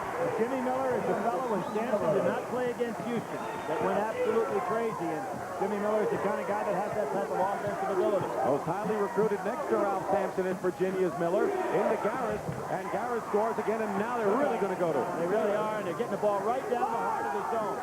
And again, now when you throw the ball over the top of that press, Dick, there's no scoring threat down on the other end of the court because Edelin and Robinson don't have that presence that Sampson has there. You can see the air for the moment come out of that Virginia balloon. They have plenty of time to recapture it, but Boston College to be on cloud 9 right now, though they have a 1-point lead, 48-47. Carlisle missed from the corner. Jay Murphy the rebound, and here's Adams. There's spark plug. One of the things you can think about doing if you're Virginia, if you get far down, is sitting on the ball for a while. Just making some time go off that clock. Adams controlling. They're going to look for Garris. He's got Edelin and Robinson driving in. The basket will count. The basket will count by Dominic Presley, I believe. But it will be a charge. The basket is good, and the foul is on Presley. It's got to be on Presley. Very slow whistle right there. You know, an awful lot of demonstration, but there's the call. It's going to be charging on Presley. The basket counts. Second personal on Presley. Virginia against the press with Carlisle. Not especially quick, but he's strong. Goes to the hoop, and he's fouled by Garris, and that'll be Garris's first personal foul. Well, you find out what kind of club you're made of in regard to championship caliber. When you've got a guy like Sampson on the bench, what can they do? And Holland has that problem. BC took a 15-10 lead after 6 minutes. The Cavaliers came back. Sampson got hot with 4 quick baskets. Virginia moved it up to 7. Boston College rallied behind Garrison Murphy, turned the game into a seesaw affair, and presently it is Boston College by 3. Carlisle, outstanding free throw shooter. Sampson is not fouled out in a game this year. He has 4 personals on the bench with 15 points. And all the other things he does in that lineup. Remember in that first half in regard to the foul situation, BC went to the line 17 times, Virginia only 9. 1 point BC lead. Zone's really packed in there. Odell Wilson is all over Adams, not giving Adams a chance to get the shot off. Virginia's back to man-to-man now. Change their defensive structure. Martin Clark on one wing, now moves inside. And Jay Murphy with his patented outside shot. And Presley is there for the follow-up. It is incredible how well the guards are rebounding for BC. Nobody blocking out. Dominic Presley, 6'3", but he can lead. Carlisle, who has 8 points, now has 10, and they're going to need some perimeter shooting from him. Now he also has the problem of substituting. How deep is your bench? With Sampson sitting down, he even has to play a lot of minutes. Presley has 5 offensive rebounds in the game. Garris, and the basket will not count. 3-second violation called against Boston College. On Clark there, Garris is in perfect position to score again. Virginia has not been able to deny the ball inside, and I think everybody remembers the BC teams under Tom Davis, the way they used to bounce that ball, even against the zone, getting it inside, and Gary Williams, of course, had so many years with Tom Davis, but he really plays a lot of that same style. A little bit quicker and getting the ball up, but basically it's Tom Davis's style. He's now at Stanford. 1-3-1 trap now by BC. Just letting it take a look at it, and then they drop back to the 1-2-2 zone. Under 17 minutes in the second half remaining. Boston College in front by 1, 52-51. Ralph Sampson on the bench has 4 personal fouls. Pesky Boston College defense inside. Going up now is Edelin, and he draws the foul. Good second effort and hustle by Kenton Edelin, the junior from Alexandria, who, by the way, rooms with Ralph Sampson. I'm surprised, Dick, that both clubs are having a hard time blocking out off the board. They're rebounding exceptionally well offensively, but neither team blocking out too well. Edelin has 7 rebounds in the game, and that's 3 more than he averaged during the season. He's on the line, and he has not been a good free throw shooter by any stretch. Found a 33% from the line. No, this is not the part of the game that he excels at, and of course he's not called upon very often to have to go to the line. And the former intramural player, and the offensive rebound by Craig Robinson. Virginia can take the lead here. But their big man is on the bench and leading the cheers from there. You see in this 1-2-2 zone, you've got Clark playing up top to stop that perimeter shot. You've got the guards on the wing. Jimmy Miller from the corner, and it's deflected, taken down by Garris. Garris to Murphy. Murphy loves to penetrate here. And Martin Clark crashes the boards, and Garris on the follow-up, and Garris has 20 points in the game. Everybody fouling very well. Again, another offensive rebound. Garris has already surpassed his season's average of 19.5. He has 20 in the ball game. And you go back to last year where Garris was 8.5 points per game scorer. A guy that had some problems making that adjustment after that year of transferring, but he certainly has played well this year. Second team all Big East. Bridgeport, Connecticut native Gary Williams said, I need 20 points from Garris against Virginia. Well, he's got the 20 right now, and we have 15:35 to go, and he's got the 10 rebounds he wanted to. Carlisle from the corner. That's a tough shot against the 1-2-2 zone, shooting from the corner because it puts you in very bad rebounding position if you miss it. 5 of 8 for Rick Carlisle, the transfer from Maine. And it's 54-53. Virginia without Sampson. Sticking like glue to Boston College as Adams goes in with a nice shot. He loves to penetrate an inverted team where the guards penetrate and the big men go, oh, good pass. from Othell Wilson to Edelin. Now we got BC getting a little bit tired. Garris is asking to come out right now. We're going to see the substitutes starting to come in. They're going to bring in 3, and Virginia will counter with Stokes. Virginia hanging in at this point without Ralph Sampson. Othell Wilson could be a big factor for Virginia to keep him close. Look at Preston. They're not even guarding him out there, but he's penetrating right through. And Carlisle not in good defensive position to stop him. Carlisle commits the foul, his second team foul, and for Rick Carlisle, that is his first personal foul of the game. It's been close. Ralph Sampson is on the bench with 4 personal fouls. That's the big story here.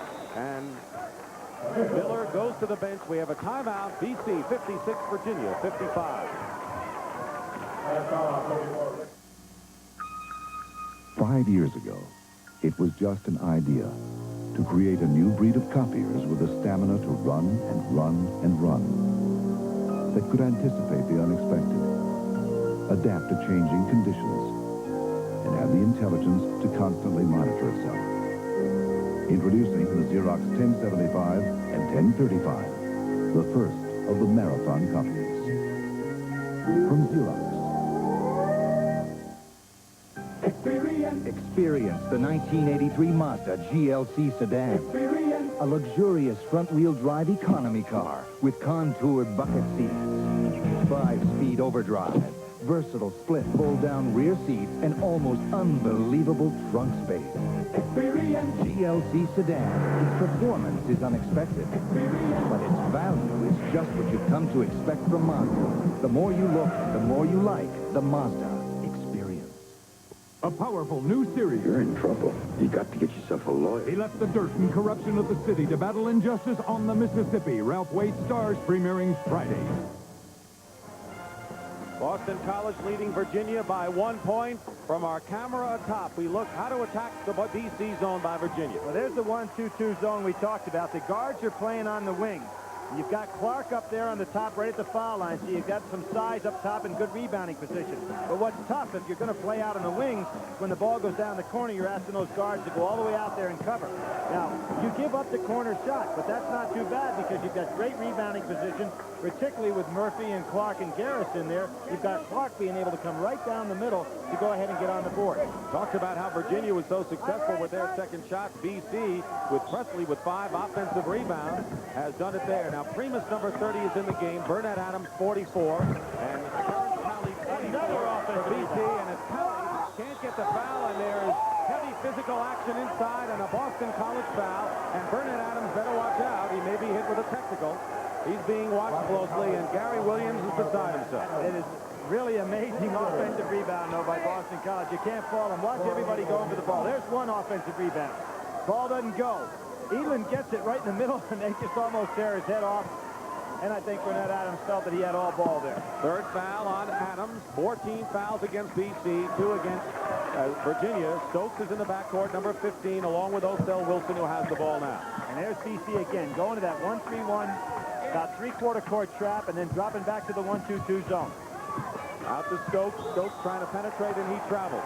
Now, Boston College is still going with that crazy quilt substitution pattern right now. Well, I think with Sampson out of the ball game, they can afford to do that much more, Dick, because they don't have to be worried about being caught with a small lineup. You have that small lineup in the game, you've got Sampson in there, and he could dominate for a couple of minutes. You saw the story with the offensive rebounds in the second shot.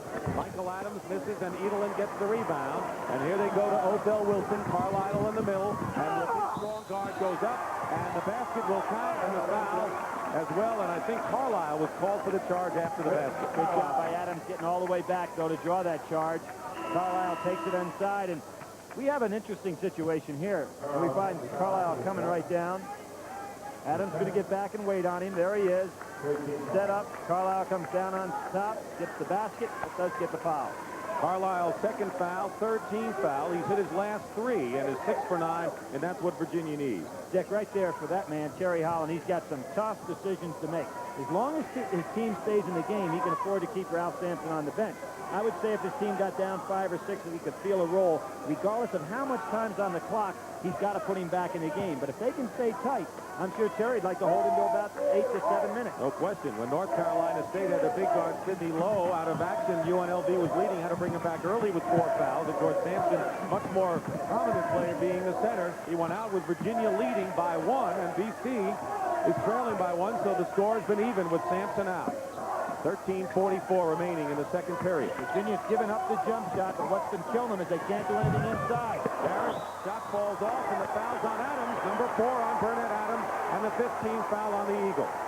Everybody talked about what will Gary Williams do with it against Sampson. The Sampson's out of there, and his teammates are really carrying the load here.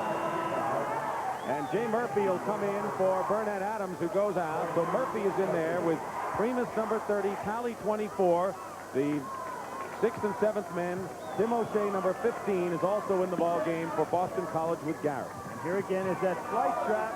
Just trying to get a big turnover if they can, but more than likely getting back into that 1-2-2 zone. Carlisle's been hot from outside. Othell Wilson, 10 points and 7 assists. Michael Adams, 8 points, 7 assists in their personal duel. Carlisle looking inside. Stokes left wide open. Stokes hits from the corner. Didn't look like he wanted to take that shot. A line drive by Stokes, and he hits it. There was no one within 15 feet of him. His brother, a former player at the University of Virginia, now in med school. Virginia's up by 3 points. That has to make Terry Holland happy. It's still Boston College ball. And here comes Michael Adams coming back in the game. The winner of this game will face North Carolina State. NC State shot 68% from the field and beating Utah in the first game, 75-56. That'll be Saturday afternoon after the Kentucky-Louisville game on CBS. Psychologically, BC might have got a big lift when Sampson went out of there. The Houston players say when they played against Virginia over in Japan that when Sampson didn't show up to play, they lost a lot of their momentum. That see happening in this game. Murphy, second shot foul. So Edelin is hit for the personal foul. That'll be his 3rd personal foul, and he now has to shoulder the burden inside. He has 9 rebounds, and Garris will go to the line. Talk about Virginia. They beat some big ones, this big teams. Georgetown, Houston, Louisville, Missouri. But they lost twice to North Carolina. Chaminade, of course, in Honolulu. And North Carolina State in the finals of the ACC tournament, and that's been their 4 losses. Boston College, with their record of 25-6, most victories in the history of the school. 2 free throws by Murphy. Well, he's a good shooter for a man his size. Has a great release on the shot. Seems very confident. Murphy has 10 points. Garris, the leading scorer for BC, with 20. Sampson with 15. Carlisle with 12 leads Virginia. And Craig Robinson goes to the hoop. Edelin gets another rebound. His 10th. He is really doing a job off the board. That's a long jumper. Othell Wilson hits the outside shot. Best outside range on the Virginia team, and BC knew it, and a 4-point Cavalier lead. Virginia getting a great play out of Kenton Edelin, who normally doesn't play this many consecutive minutes. Nearly 12 minutes remaining. Boston College going to their bench. Both teams, actually. Stu Primus pulls up, and Murphy knocks the ball away, but it's off of Murphy, Virginia ball. No foul called right there at all. Good job by Robinson, who now is bent over holding that. The telltale sign of being fatigued when a big man bends over and holds onto those pants.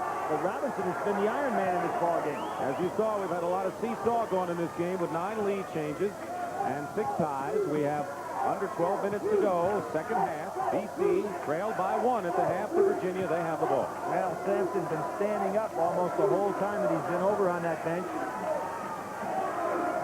Stokes looking inside. He has Craig Robinson. No foul. Edelin follow-up is foul. So Edelin with his 2nd offensive rebound in the last minute and leading the cheers is the great Ralph Sampson, who's on the bench with 4 persons. The world's tallest cheerleader, huh? I guess. And Edelin goes to the line, and you know that the Virginia people were wishing that he'd go ahead and make that shot. They really don't need him on the line. Martin Clark, you saw come in for Terrence Talley. And on the line now is Kenan Edelin, who has really struggled, makes 30% of his free throws. He grew 2 inches from his freshman to his sophomore year and hit a bonus here, really, for Virginia. And the fans go crazy at the University of Virginia when he does make one. 7 of his 11 rebounds are off the offensive board in this game. I think one of the things we're seeing here in the second half is Stokes and Othell Wilson have been able to tempo this game a great deal by not handling the press, with trying to go through the press, they're just walking it up the court. So Wilson has hit another outside shot, and Virginia taking advantage.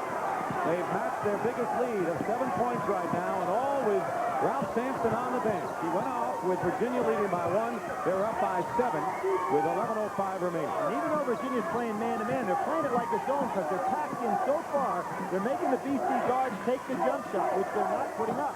Martin Clark inside is fouled by Wilson. We'll check to see who the foul is. It's going to be on Wilson. So Edelin has done it inside, and a bunch of people, including Wilson and Carlisle, have been effective outside for Virginia. They're hitting that perimeter shot that they didn't against Washington State. Well, you can see that BC has got to start taking some of those outside jumpers. This is the story we talked about Virginia at the beginning of the game.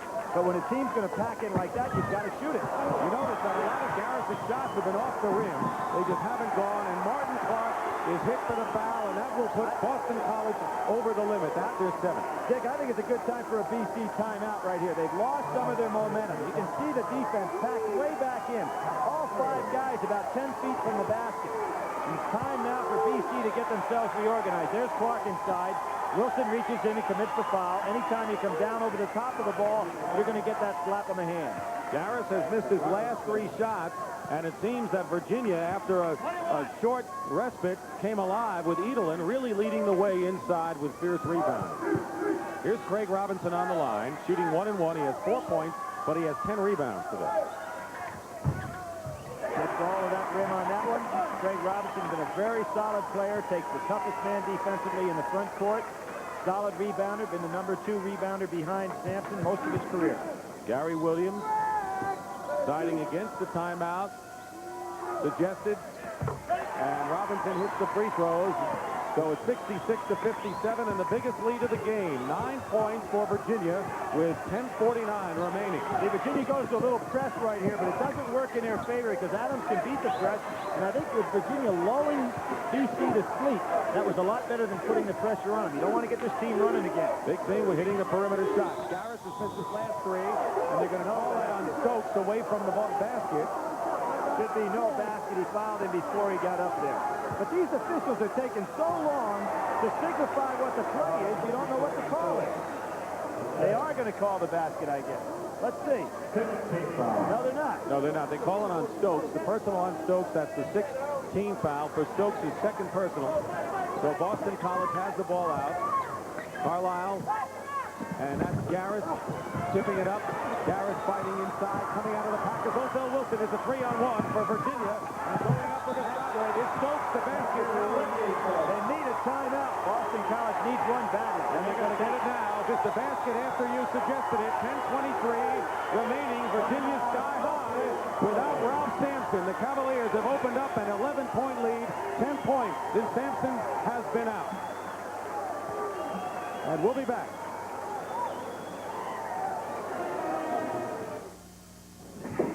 Bob and Sandy Davis needed 2 incomes to afford the home they wanted.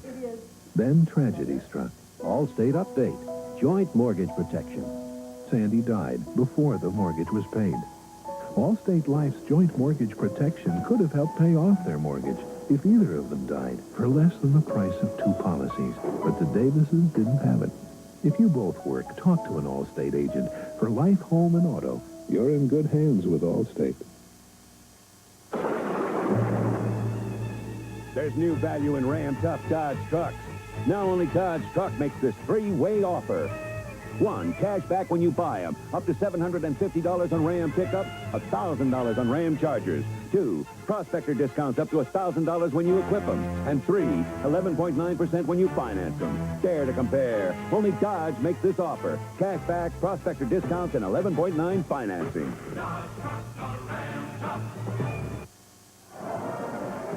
Boston College calling a timeout after a Virginia siege. 11-point lead, 10:23 to go, and BC has a mission ahead of them, Billy. Well, Dick, what I think BC has got to do with that timeout is to say, hey, let's pick up the tempo in this ball game. They did very well in the first half, turning it into a game that might not have been pretty to watch and very difficult to announce. But it's the kind of ball game that got it going up and down the court, allowed them to spread it into a 90-foot game. What's happened here in the second half is Virginia's turned it into a half-court game, which is not BC's style. Virginia's outscored BC 13-1. The Eagles have not had a field goal in over 5 minutes, and Michael Adams can't break the drought. And it's controlled. Hustling. And a foul call. It's against Virginia. His fourth. Edelin with his 4th. personal foul. Edelin with 4, so the two centers on Virginia, Sampson and Edelin, both with 4 fouls. Well, I think what you see Terry Holland is go with Edelin as long as you can. You know, try to get another 3 minutes out of him before you have to come back with Sampson. He's had a chance to buy a lot of time, and it's worked to his advantage. It's like getting interest in the bank with what they're doing now. Now you have BC, an excellent free throw shooting team with 10 minutes to go on the line. And it's a lot of time to be in that 1-on-1 situation. Here's Martin Clark, misses the 1-and-1. That's unfortunate for them at this point. He's one of their best free throw shooters. 11-point lead, and Othell Wilson, who this half has 4 points and 6 assists with the ball. BC may have to go man-to-man. And the reason I say that, they're going to have to take Virginia out of this half-court tempo. They're back in a 2-3 zone. Virginia's using that clock. They're just taking the time. Sampson standing up. Everyone's seated but Ralph. Ralph is like a coach on the bench right now for Virginia. He wants this game badly. Dick, I think it's time for BC to go man-to-man. And here they are. They're going man-to-man. They've got to do it. Offensive foul against Ricky Stokes, and they'll shoot 1-and-1. Not a good idea by Stokes, but it was an excellent move by Gary Williams. Go man-to-man, pick up the tempo of the game. Player control foul right there. That's right. BC will inbound. There's Sampson. He has 15 points in the game, picked up his 4th personal foul early in the second half. His backup Edelin goes out of the ball game. Now, what you've got is Jimmy Miller in the game. Against the man-to-man, he'll be a much better scorer, but you'll lose an awful lot from a rebounding standpoint. Michael Adams working against Ricky Stokes. Both teams, of course, have been well over the limit in fouls. Shot deflected by Stokes. As he tried to go in, and stepping on the line or touching the line was Robinson, BC ball. I believe Robinson tripped over his own player, but he's got to be getting tired. He's been in this entire second half. I don't believe he was out more than a minute or so in the first half. Robinson has 12 rebounds, 8 of them this half when Sampson's been on the bench. So it's been Edelin and Robinson inside with the muscle. Murphy can get that jump shot. There it is right there. He hit it. Follow up. He went short, and he went right after it.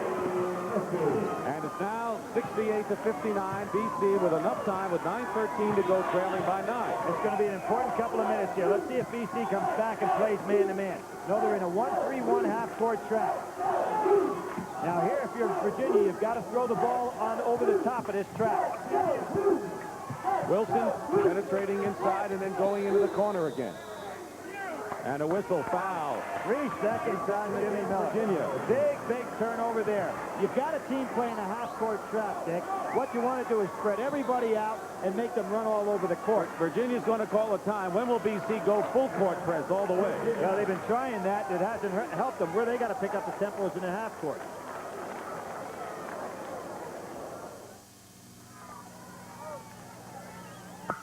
When I'm playing ball, I don't care how much I sweat. It's part of the game. Oh, rap. But off the field, I want to feel nice and dry. And I want to smell nice. That's why I use Speed Stick Super Dry Antiperspirant. Speed Stick's the wide stick. Gives me effective protection in just a few strokes. Helps fight wetness and odor all day. Get the wide stick for protection. Speed Stick Super Dry Antiperspirant by Menon. While most of the automotive world was still learning to understand the diesel, this Mercedes-Benz diesel was hitting 200 miles an hour. This Mercedes diesel was hitting 3,000 miles per gallon. And this Mercedes diesel was hitting 1 million miles after just 11 years. Today, the automotive world has learned at last to understand the diesel. Mercedes-Benz has mastered it. This weekend, one of the most unusual courses in the world sets the stage for the Tournament Players Championship here on CBS Sports. Keep in mind, BC forced 20 turnovers a game this season. Yes, they're right, Dick, and you look at that right there. Virginia has 10. They got a lot of those in the first half. The second half, they've slowed down the tempo of the game and haven't had many turnovers. I think the reason for that last timeout is Terry Holland recognized the defense and said, hey, there's no sense being in the lane at all. Spread out, make the 1-3-1 trap chase you all over the floor. See if BC can make some progress here. They've got to come back down by 9 with 8:38 remaining, and in the lane, good block. Craig Robinson, and here comes 2-on-1. Carlisle, Othell Wilson, and picked up and Primus. Great play by Clark. He really, this could be a 4-point turnaround right here. Walk. No, they called a foul on Jimmy Miller. I haven't been right on the call yet tonight. You're perfect. The other way. I have not been right on the call tonight. Jimmy Miller commits the foul. That is his third personal foul, and going in the line to shoot 1-and-1 is Michael Adams. And here we have Jerry Holland down the other end saying, what happened on the other end of the goaltend? Now, there's Miller coming over. Could have been a foot out. Pretty good call. I was wrong on that one. Often wrong, never in doubt. That's why we like you here, right where you are. So Adams on the line, shooting 1 in the penalty. 1-and-1. He has 8 points.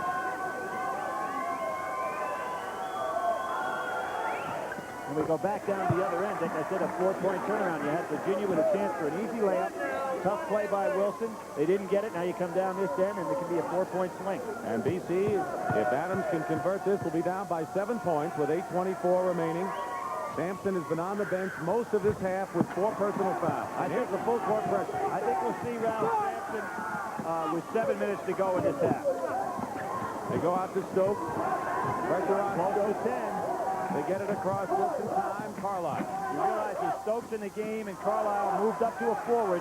Virginia has 3 guards in there. 3 guards with Jimmy Miller and Craig Robinson, so they do not have a bona fide center in the ball game now. Both of their centers, Edelin and Sampson, on the bench with 4 personal fouls. Virginia has out-rebounded BC 15-12 this half. Edelin and Robinson have 13 of those rebounds. Wilson and Miller. Tough shot. Robinson gets the offensive rebound. There's another one for Virginia. Virginia, I'm surprised, is not pulling the ball back out. And Miller on a bank shot. Jimmy Miller has 8 points, and so the offensive rebound by Robinson pays off. And it's a 9-point game again, 7:35 and running. That basket counts by Adams and a foul. Adams is taking the ball in. Now, what I'm sure Gary Williams wants is for Adams to bring the ball up the court quicker. He's bringing the ball up the court in a 3-quarter gate. You want a fellow to push the ball up the court as quickly as possible for a couple of reasons. Pick up the tempo of the game, and you've got seconds going off the clock while you're walking the ball up the floor. Jimmy Miller now has 4 personal fouls. Martin Clark goes to the bench, and in the ball game, Terrence Talley. Look for Sampson in another 33 seconds, Dick. Garris, Stu Primus. Burnett Adams will come in the ball game now, along with Dominic Presley. So the wave of substitutions continue. Adams and Murphy go out. There's the rebounding story. Virginia with a slight edge, but Robinson and Edelin in the second half have shouldered the burden. Good pressure on Othell Wilson. He's given up the dribble. And a whistle, they call the foul on Adams, and that's his 5th. He's out of the game. Now, that won't hurt at this point because Gary Williams has had a lot of time to rest his people. Othell Wilson going to the line. Good free throw shooter. I think the biggest ones he might have made this year, he's made a lot of them in his career, but the biggest ones maybe against the Soviet Union would put that game into double overtime, which Virginia beat the Soviet Union club. Burnett Adams fouls out. He did not score, had 1 rebound. A senior from Elizabeth, New Jersey, and this could be his last game. We said he was in postseason play with Boston College all 4 years at BC, and he is fouled out of the ball game, replaced in the lineup. In the lane, awful quick. By Garris, by Jay Murphy, out of bounds. Virginia ball. It's going to be Murphy losing it. Let's see, he's down, and I think it's going to be all right. Dick, I saw him take a terrible spill in the St. John's game in the Big East Championship with St. John's won, and it looked like his knee was really hurt. Here comes Ralph Sampson with 7:27 to go, as you figured. So they're going with Sampson, and going out of the game is Craig Robinson. Now, if you're BC, you've got to tell Garris, go ahead and take some cracks at Sampson. Take it right inside on him. Virginia the ball. By the way, Craig Robinson on the bench, 13 rebounds. He averaged nearly 6 during the season, 2 block shots. Tremendous job. Sampson won that ball inside. He's extremely active. He's got Murphy behind him and Dominic Presley fronting him. Othell Wilson is short. Sampson fights. Miller has the ball, and now a fight. Let's see, the arrow's in favor of Virginia. Cavaliers ball. Arrow in favor of Virginia again. Good hustle on the inside. Miller didn't go down for that ball. Good hustle by Murphy. Terry Holland, twice ACC Coach of the Year. 7:05 remaining. Sampson in there with 4 fouls. He came in with 7:27 remaining. Loose ball, and it's tipped off to Dominic Presley, and here is Stu Primus ahead. Now you've got Virginia has to start thinking about occupying that clock. They got the 4-point lead. 70-66, and BC making its push right now. 6:51 remaining in the second half. Kind of surprised Virginia not protecting the ball a little bit more. But Sampson is in there, and they haven't been able to get him the ball. Timeout here. Good timeout. 6:41 remaining. Virginia, at one time up to 11, has seen their lead cut to 4. And Sampson's in the game right now, and Terry Holland now faced with a situation with the Eagles coming back. I think I was very surprised that Virginia didn't spread it, make sure they got nothing but a good shot and a good percentage pass. The last 2 times down the court, they have taken shots that really aren't there at this time of the ball game.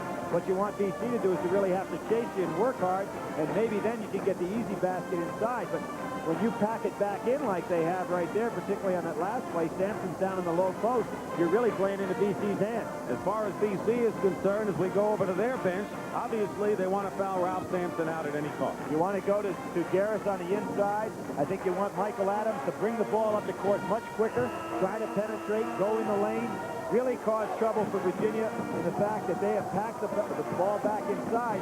You're not going to have any pressure on you, so get the ball up the court quickly. Has Adams been able to penetrate the way he wants with Odell Wilson, who's much stronger in front of him? Well, I think he's been able to get the penetration. I don't think that he has been able to go ahead and get the ball up the court as quickly as I expected. Now, he's on the bench right now. But they got Presley, who has done a tremendous job, particularly on the offensive board. He's got 5 offensive rebounds. Virginia will inbound. 6:41 remaining. Team fouls, of course, both sides over the limit. There you have Garris down there on Sampson. BC has outscored Virginia 9-2 in this run. Tough getting the ball over a man almost 7 foot tall. But Carlisle did a smart thing. He moved back. He could look the other way. They double team Odell Wilson. Carlisle coming in, and Jimmy Miller driving from the other side. Sampson kicks it in for Virginia. And Ralph Sampson has his first point since he went to the bench. And there you have again what Sampson's presence is. When you're going to double team and you're going to trap like that, he's going to be under all alone. Murphy gets the pass, and they're going to call goaltending and credit the basket to Jay Murphy. Ball was right over the top of the rim. Ralph came across the lane with it. If he got any piece of this ball, which he must have, good pass inside, good position by Murphy. Here comes Sampson across. He got a piece of it when the ball was in the cylinder. And he's got 14 points. Jay Murphy in Boston College has picked up a foul. Terrence Talley commits the foul, his third.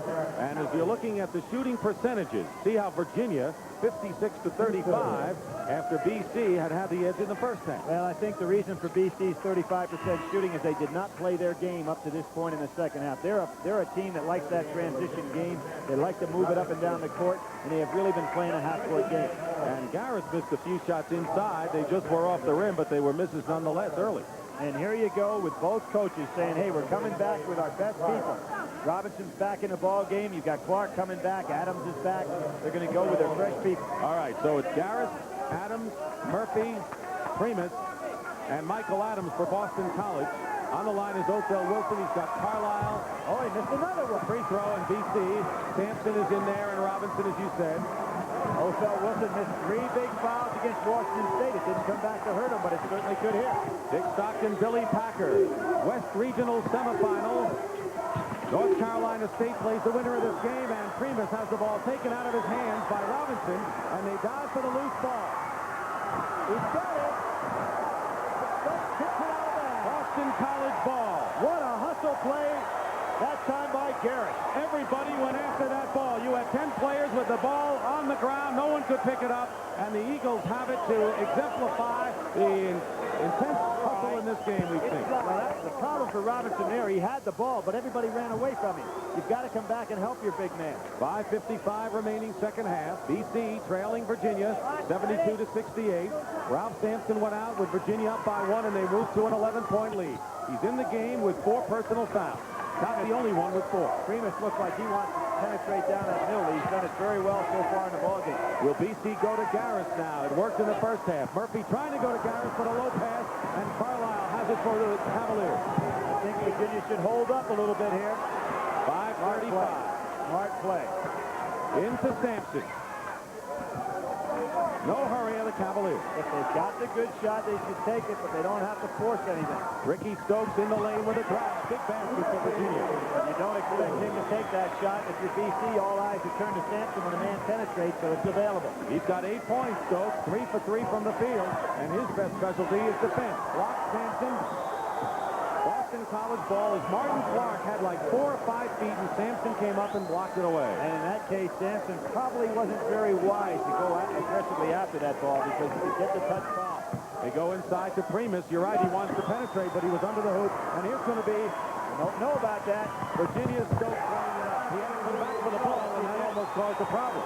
Now, there what you have. You have BC sending 5 men to the board. When you do that, of course, you're wide open for the fast break. Now it's 8 points, and we're getting down to that time that Virginia can really use the clock and spread it out.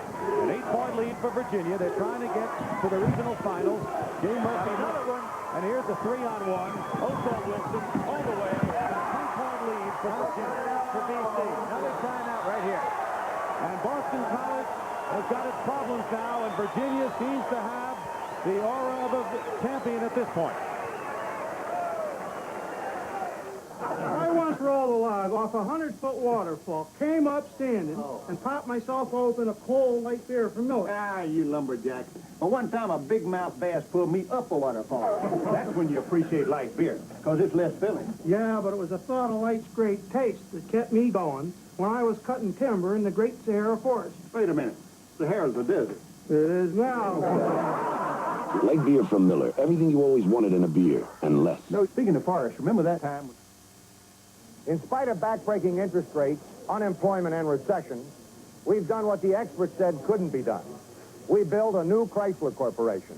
We built it on high mileage and front-wheel drive, on K-cars and LeBarons, convertibles, luxury cars, sports cars. We build it on quality. That's why we back every new car we build for 5 years or 50,000 miles. Before you put your money down, think. You can go with Chrysler, or you can go with somebody else, and take your chances. George Raveling said that Ralph Sampson's blocked more shots in opposing players' minds than he has on the stat sheet. Well, that block right there changes a lot of things. When you see that he's still going to be aggressive, you've got to be thinking about that perimeter jumper. Now, Virginia has given BC the jump shot this entire second half. I mean, they've got everybody on the inside, even though they're playing man-to-man, and BC hasn't put it up. BC cut the lead, which was 11 points to 4 twice, the last time at 72-68. But Virginia has run off 3 straight baskets, 2 on the fast break, and there you see it there. With 4:36 to go, Ralph Sampson spent most of this half on the bench with 4 fouls, and in his absence, Virginia opened the lead. Talley and Primus in the game. I think we're going to see both of those guys going to put that ball up quickly. There you go. Terrence Talley hit. There's 2 in a hurry. And full court pressure. Now you've got Sampson down the other end of the court. So the key thing here for BC is to make sure that the ball doesn't go over the top of the press. Can Virginia hold on against Boston College? Stokes gets it cross court to Robinson. And Carlisle takes it to the hoop. And that's Carlisle, a big basket. He has 14 points. You see, Dick, that Sampson was waving Carlisle on. Say, come on in here. If they try to block this shot, I'm going to be there to funnel it back in. BC needs points. Garrett has Sampson in front of him. He'll call a foul on Stokes. Good job by Stokes coming back in to help his big teammate, making sure that Garrett doesn't get a chance to put the ball on the floor or wheel around Sampson. 4 fouls on Ricky Stokes, who has been an offensive threat with 10 points, and of course his natural quickness that they use coming off the bench. Garrett will go to the line 1-1. You know, Dick, another one of the former teammates of these fellas, Jeff Lamp, I understand, been operated on. He had suffered a cheekbone surgery he had to go through today. I understand he's in the hospital. But he was a great teammate with these fellas. You know, and of course, all the great things that Ralph Sampson has done, because he's not the all-time Virginia scorer, which Jeff Lamp is, and a miss by Garris on the 1-1. He has not scored in the last 8 minutes. Isn't that amazing? He did it on Sampson. Sampson goes out of the game, and Virginia proves more than a one-man team. Less than 4 minutes to play. Now, here's a good 2-1-2 move against that 1-3-1 trap that BC's trying to use. There's a lot to Sampson. Look at the second effort. He goes after it again. Left hand. And that doesn't go. He did everything but get the points there. 3:40 to go. At the other end, Talley, Sampson, what a intimidating force there and a block. And they'll call the foul on Boston College, and that's what Ralph Sampson does here. That was incredible right there. Down in the other end, he missed the shot, but hustled all the way back down court to come up with a great block. This kid's got a lot of heart. A lot of heart. He knew what he wanted. He's a man of purpose. Stayed in Virginia for 4 years. He wants that national championship, and he could be one step closer to it. Look at him hustling. Now, he missed. He was down 90 feet away from this play. Goes up, blocks the shot there on the glass, which is legal. Comes back and then picks up the loose ball. Misses a foul shot on this end. Here's Adams in a full-court game you like. Down by 10. Adams misses the shot. They can't buy one. Terrence Talley goes up this time. No whistle.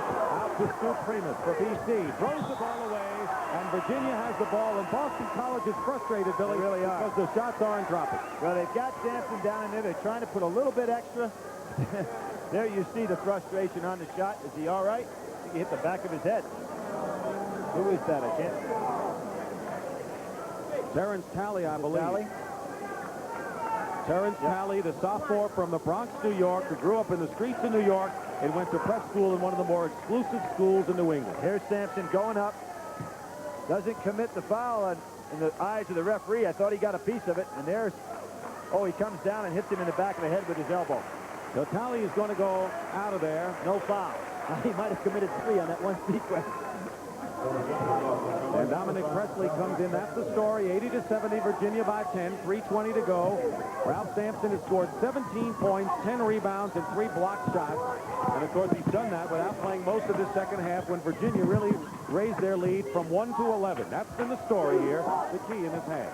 Here's where you want to make BC have to chase that ball, but Virginia keeps attacking. Foul before the shot. No basket. And the foul is on Stu Primus of Boston College, and Sampson will go to the line. There's a case where the leaper goes in the air and man goes down underneath him. You've got to give him room to come down. There's Ken Elam coming back in. Let's see who's going out. They're going to keep Ralph in there. Stokes goes out. So now they're going with the big lineup of Edelin, Sampson, Robinson, Carlisle, and Othell Wilson. That'll put Carlisle back at a guard spot. They'll probably use Robinson to be the man handling the ball in the middle. 3:03 remaining in the second half. Robinson on the line has 6 points, but more important, 13 rebounds and 2 block shots. He handles, along with Edelin, most of the rebounding scores with Ralph Sampson on the bench with 4 fouls this half. This young man has got to get a lot of credit, too, in this respect. He's played a lot of minutes, Dick, and he hadn't had a chance to get that rest, and that's when your shooting touch leaves you a little bit on the foul line.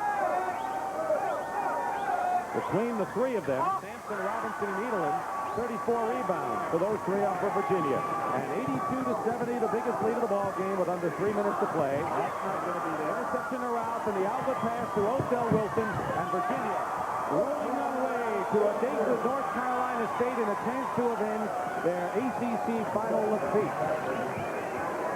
84-7. Adams might as well penetrate. Just take it inside, get moving. It's still BC ball.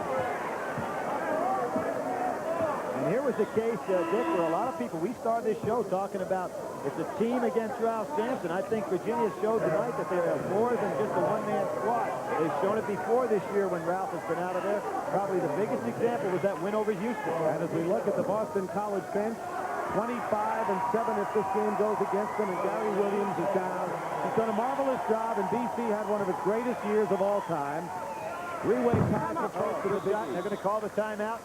Stop this clock. There's still quite a bit of time left in this game. Because they have the ability with their pressure to force turnovers and get quick baskets. They certainly do. And here you have BC calling the timeout. How many do they have left? 3? If they use 3, we'll have to see the timeout second. But I think what you're going to see, they'll use all these timeouts to stop the clock. They've got to get the ball down the court quickly. They have Virginia, you don't want to commit any fouls. What you want to do is stay right back in that zone. I believe they're out of timeout. Oh, is that right? Was that their last? Their last timeout. We'll clarify it, but BC, we have no timeouts remaining, and Virginia has 3. Well, and Dick, you've got a situation now. If you're BC, you almost have to go the route of fouling then. You have no timeouts left to stop the clock.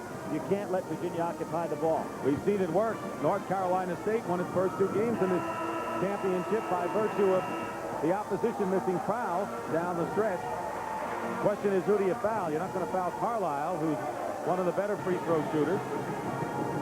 They're good free throw shooters on this Virginia team in the lineup. And they've got Othell Wilson, who surprisingly has missed a couple here in a row. One at the front end to the 1-and-1. That's not like him, but you've got Stokes, Carlisle, Robinson, Othell Wilson. You've got yourself 4 good free throw shooters, and Ralph at 70% is not exactly a slouch. The only one who's the problem is Edelin. And he's not in there. Oh. They brought Robinson back in, and they brought Stokes back in the ballgame. Now, if you're BC, you've got to go for every steal, and don't worry if you make the foul. You've got to stop that clock best you can. 2.5 minutes. Scores and highlights coming up. NCAA semifinal action from the regionals. Brent Musburger in our New York studio will review the final day for you. Carlisle driving in, blocked inside by Garrett and put in by Ralph Sampson, who has now 19 points in the game. Leading scorer in the ball game is Garrett with 20, but he hasn't scored in over 10 minutes, I think.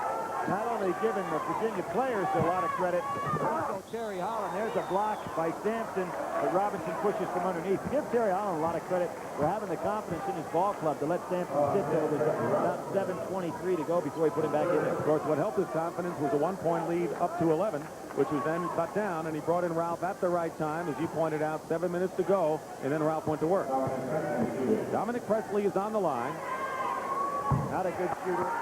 He hasn't looked for the jump shot, did an excellent job off the board. This is the part of this young freshman's game he's going to have to work on. For all of the rebounding by Edelin and Robinson and the outside perimeter shooting by Virginia, Boston College has not shot well this half, and that's played a major role in the fact that they've been out of this at this point. Not a bad foul there. You go for the steal, do the best you can, try to get that ball. Primus went in there, tried to get the lob pass, didn't get it, puts him on the line, but stops the clock. Boston College, the NCAA Final 16, 3 years in a row. Last year, they lost to Houston in the regional finals in the Midwest. 7 points away from a Final Four berth. 2 years ago, they were beaten by St. Joe's in the regional semifinals in the Mideast. Their 7th NCAA appearance. Co-champs in the Big East. Actually, tri-champions with St. John's, Villanova, all finished in a tie. Terry Holland, as you pointed out, maybe a little bit of maligned as a head coach, undeservedly. Well, he's a very cool customer over there right now. Under 2 minutes to play. Dominic Presley. Oh, this is a fine shot. Presley with the basket, 86-75. Still a lot of time in this game. 1 minute, 50 seconds. An 11-point lead, and the only thing BC can do without the timeouts is to foul, and that's what Adams did to Othell Wilson there. And, of course, a team with 1:50 to go, 1:48. There's a lot of time here if you commit those fouls and the team doesn't hit the front end to the 1-and-1. Gary Williams, in his first year as head coach, in fact, there's no other coach in the Final 16 in his first year at a school as a head coach. Gary Williams stands alone. Well, Bill Hodges in his first year at Indiana State, remember, took them all the way to the final game. Gary had his team at American U in the NIT in 81-82, and another miss on the front end. This is the front end. Boston College needs to score every time down. 86-75. In the corner and going in like a man possessed is Primus. The shot is up and good by Garrett. I think good by Sampson, and that counts. That's going to count. Sampson is fouled out of the game, so hold the phone. We have 1:36 to go. Sampson is fouled out. Garrett has scored his first point in over 12 minutes of play. Now, see, there's a lot of time left. 1:36 to go. You keep fouling. If the team can't hit the front end of those 1-and-1s, you get right back in the ballgame. But BC Virginia ought to say, now we have where we want him. Sampson on the bench. Well, I don't know about that, Jake. I'm being a little facetious. I know you are. And I think the key thing right here, if you're Virginia, you can't go ahead and start celebrating. We saw that in the Pepperdine ballgame. You fellas had, what, a week ago Friday. 84% free throw shooter, misses 2 1-and-1 attempts. And UNLV had a chance to win it, and they missed free throws to help NC State to 2 wins there. Here's Garrett. By the way, Sampson fouled out, 19 points, 11 rebounds, and 4 block shots. You have BC making those free throws. Virginia's not making them. First point for Garrett in 11 minutes. He has 23 in the game. Good interception. 1.5 to go. What do they call? It must be a 2-shot call here then. Let's see. Nope, 1-and-1. That was a tough break for Boston College because they had the interception. Dominic Presley with the foul. And Terry Holland wanting 2 shots called. But again, only 4 seconds off on the clock on that exchange. Terry Holland, cool and passive. Gary Williams, a little more excitable. Martin Clark has come in the game for Terrence Talley. So Clark, very steady player, and a good outside shot is in there. Stokes. Pretty good man to put on the line right here. Ricky Stokes, as I pointed out, although he doesn't play it that many minutes, he's the third leading free throw shooter in number of attempts for UVA. Nearly a perfect game for him. 4 for 4 from the field. 3 for 3 from the line. 11 points and 5 assists for the sixth man for Virginia. Stokes hits the free throw. There's nothing DC can do if Virginia makes the one end. Ken Marshall, number 30, of course, came in when Sampson went out, and he has playing with 4 fouls. There's the ball rolled up the court, so the clock doesn't start until a man touches it. 10-point lead. Murphy in goes up and Needleman may be out of the game today. And there's BC going right inside. Virginia getting very passive. And they bring in Terrence Talley quickly, very quick and aggressive. And if that fouls against Needleman, it is. That's his 5th personal, and he is fouled out. And Virginia cannot go ahead and use the clock because BC is trying to foul him immediately. He had 11 rebounds to Ken Needleman, 5 points, but 11 rebounds, the key story for him. And with this shot right here, you can have BC down by only 7. With 127, and as you pointed out, not a lot of ticks of that clock have gone by. What they're doing, Dick, they're allowing about 4 seconds to elapse on every Virginia opportunity to have the ball offensively, so they're going to have to make the 1-and-1. And they're doing it without any timeouts remaining. Murphy, 18 points and 11 rebounds. And here Murphy picking up full court. Carlisle looking for help. He's in a hurry, and he gets it in just in time. And the foul is on Talley, and they're going to send Craig Robinson to the line. 2 seconds off on the clock that time. We're going to have a long, long time before this minute and 26 is over. And the key to any game, any coach will tell you if you're behind, do anything you can to stop the clock. That's right. Down to 7 points. Terrence Talley is fouled out of the ball game. He scored 6 points, had 3 rebounds, but as a sophomore, he'll be heard from at Boston College next year in the future. Definitely. Boston College, as we pointed out earlier, only losing 1 senior. Garris. That's right. Although he's a great player, they're going to be a solid club next year. Craig Robinson. Big free throw. All of them are time. Boy, when you see fellas take that type of delay on their motion, you think that they're really going to come up short. But good shot by Robinson. Ralph Sampson has been part dominating player, part cheerleader in this game tonight. Per minute played, he did extremely well. 1 out of 2. So now Boston College can chip away and get one of them back. 89-81. 1:20 to go. By Adams. What he was trying to go was for the 3-pointer. He thought he was being fouled from behind. And Miller gets the ball, and it's 89-83. 1:11 to go. And BC all over the court. They've got a foul with 1:07 to go. Boston College has the ball with 1:03. Down by 6.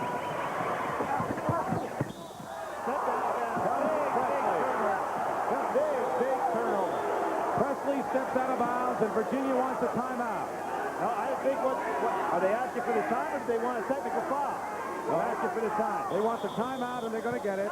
57 seconds to go. 89-83, and Boston College relinquished a very big possession right there. I don't know why Othell Wilson took that ball inside, Dick. Oh, my. Oh, no. Oh, yes. Thank you, Painweber. This marvelous painting is going once, going twice. Sold to Mr. Harris. Thank you, Painweber. In this highly competitive financial world, Painweber believes the quality of life just might depend on the quality of your investment.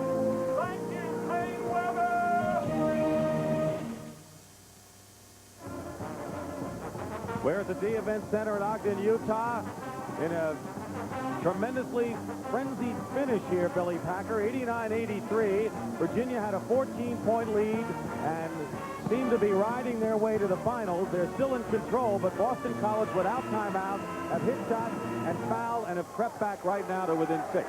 Well, Michael Adams threw that shot up, and it went in, which was a real prayer. But what he thought is that he was going to be fouled by Robinson going over his back, and he was going to try to get at least a two-shot opportunity, which was a smart play. Almost got a three-shot out there. And what Virginia's got to do to realize right now, they've got enough points to win the game. They've got to take some time off the clock, and that's why I felt that Othell Wilson would have been wise to get the ball back outside as opposed to taking it to the hole. But BC is not giving him a chance to use any of that time because they're going to foul if they start to move the ball unspread. Well, what you can do, Dick, is the minute you touch it, throw it to the first free open man. That way, if they foul you without the ball, it'll probably be a two-shot foul. Second half has been a game of spurts. Virginia's outscored BC 13-1 in the middle. BC came back. What's going on with that? What he's upset about is where the ball is going to be taken out now. He felt it should be on the end line. And I think that he's right about that. He's going to lose his argument. Where did Virginia have the ball at the time? Presley lost it at the end line. Going out. That's what I think. Here goes the long pass. Quite a gamble. And Othell Wilson goes up. Left hand. Doesn't make it. He gets the rebound. A big rebound. Back outside. Take it out of his hands. Garris just stripped the ball away, and Boston College comes back. Adams penetrating inside. He's fouled. I can't believe. And he almost had a chance for a basket. Why is Othell Wilson continuing to go up for the shot when all he has to do is throw it out and use the clock? Or dribble it back outside. I can't believe that he put the shot up there, getting it blocked. There's no need for more points. They're now in a position where they're going to be up by 4 with 46 seconds to go if Adams hits the pair. Bizarre turn of events here with Boston College We got 2 shots. coming back after Virginia led by 14, and it could be a 4-point game if Adams converts here.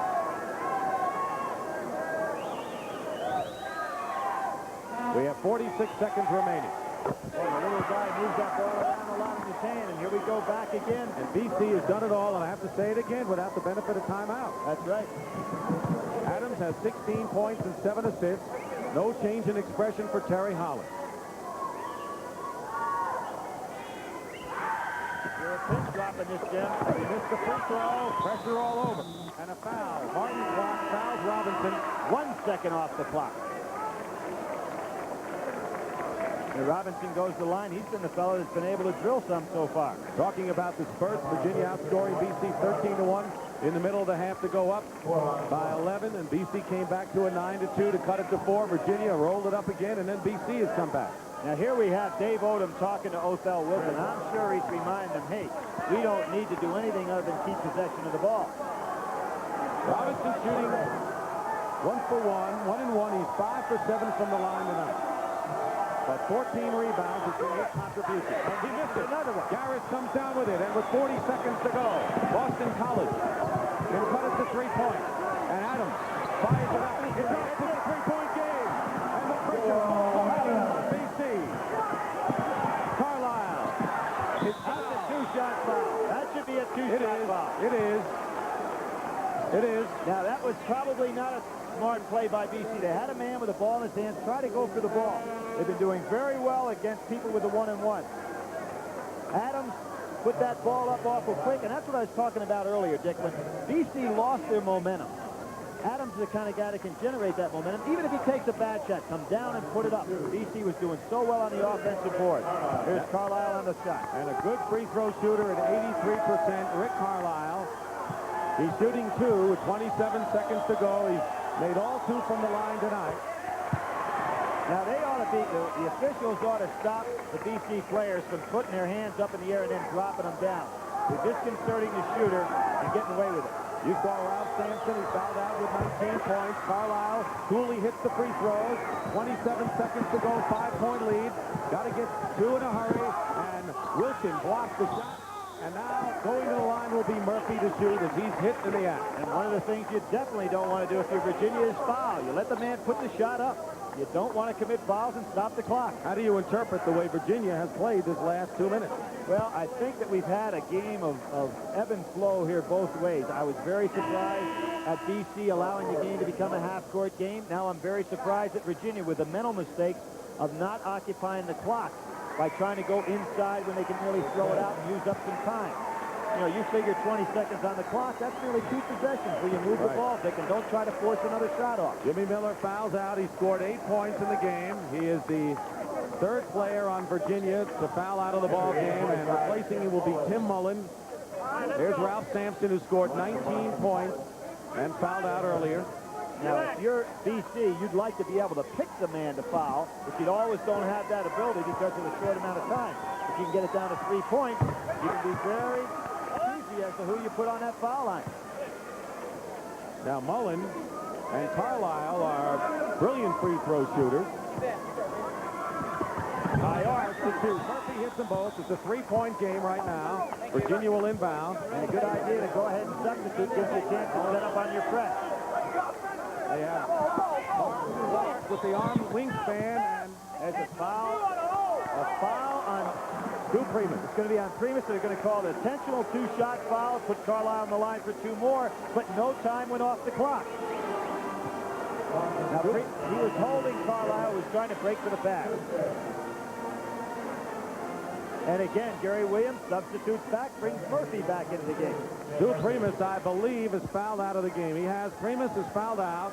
Another play you'll be seeing in the future in Boston College. The sophomore fouls out.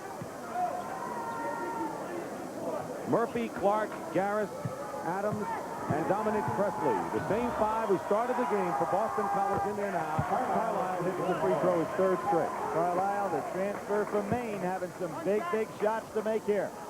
The elder statesman on the club. Steadying influence on this Virginia team. 2 more now. That's a good job by Stokes to force the ball to be thrown up quickly, but it goes to 388. Dominic drives in, and they're going to call that on such a charge on Boston College on Dominic Presley. Good play that time. A real smart move by Robinson. Don't try to make any fouls. Just stand in the lane. Let Presley come down there and go in the air. So Virginia with a chance to continue to make the free throws and keep Boston College at bay.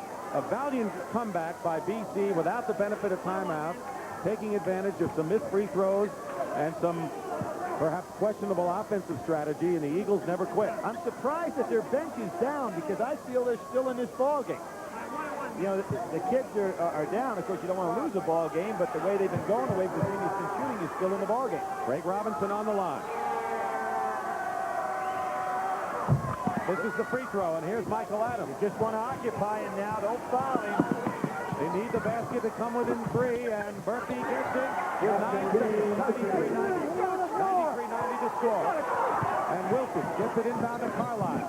And Murphy fouls Carlisle. That'll be 1-1. Well, you've got down to 2 seconds right now. All he has to do is to go ahead and hit one of these, and this ball game is over. This is quite a game. A very strange game, Dick. Very strange game, and it was strange from the outset with all of the helter-skelter substitution by both teams early.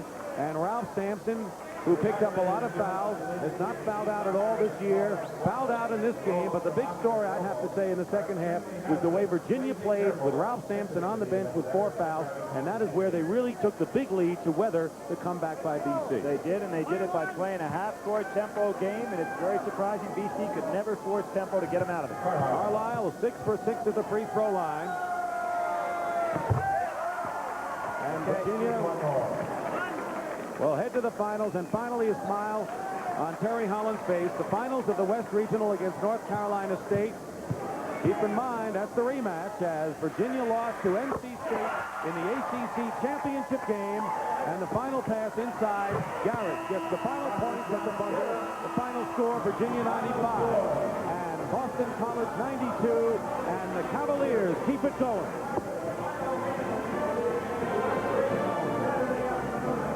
So despite Ralph Sampson, and there is Gary Williams, who is exhausted. His team played valiantly, seemingly out of it, down by 14, came back. But ironically, when we talk about how BC would play Ralph Sampson, when Sampson was on the bench, BC had its problems with the likes of Kenneth Edelin and Craig Robinson, who shouldered the rebounding edge. And Virginia beating Boston College 95-92. Brent Musburger will have scores and highlights, and we'll be back with an interview as well. An exciting game here in Ogden, Virginia 95, BC 92. We've got a lot more coming up, so stay with us.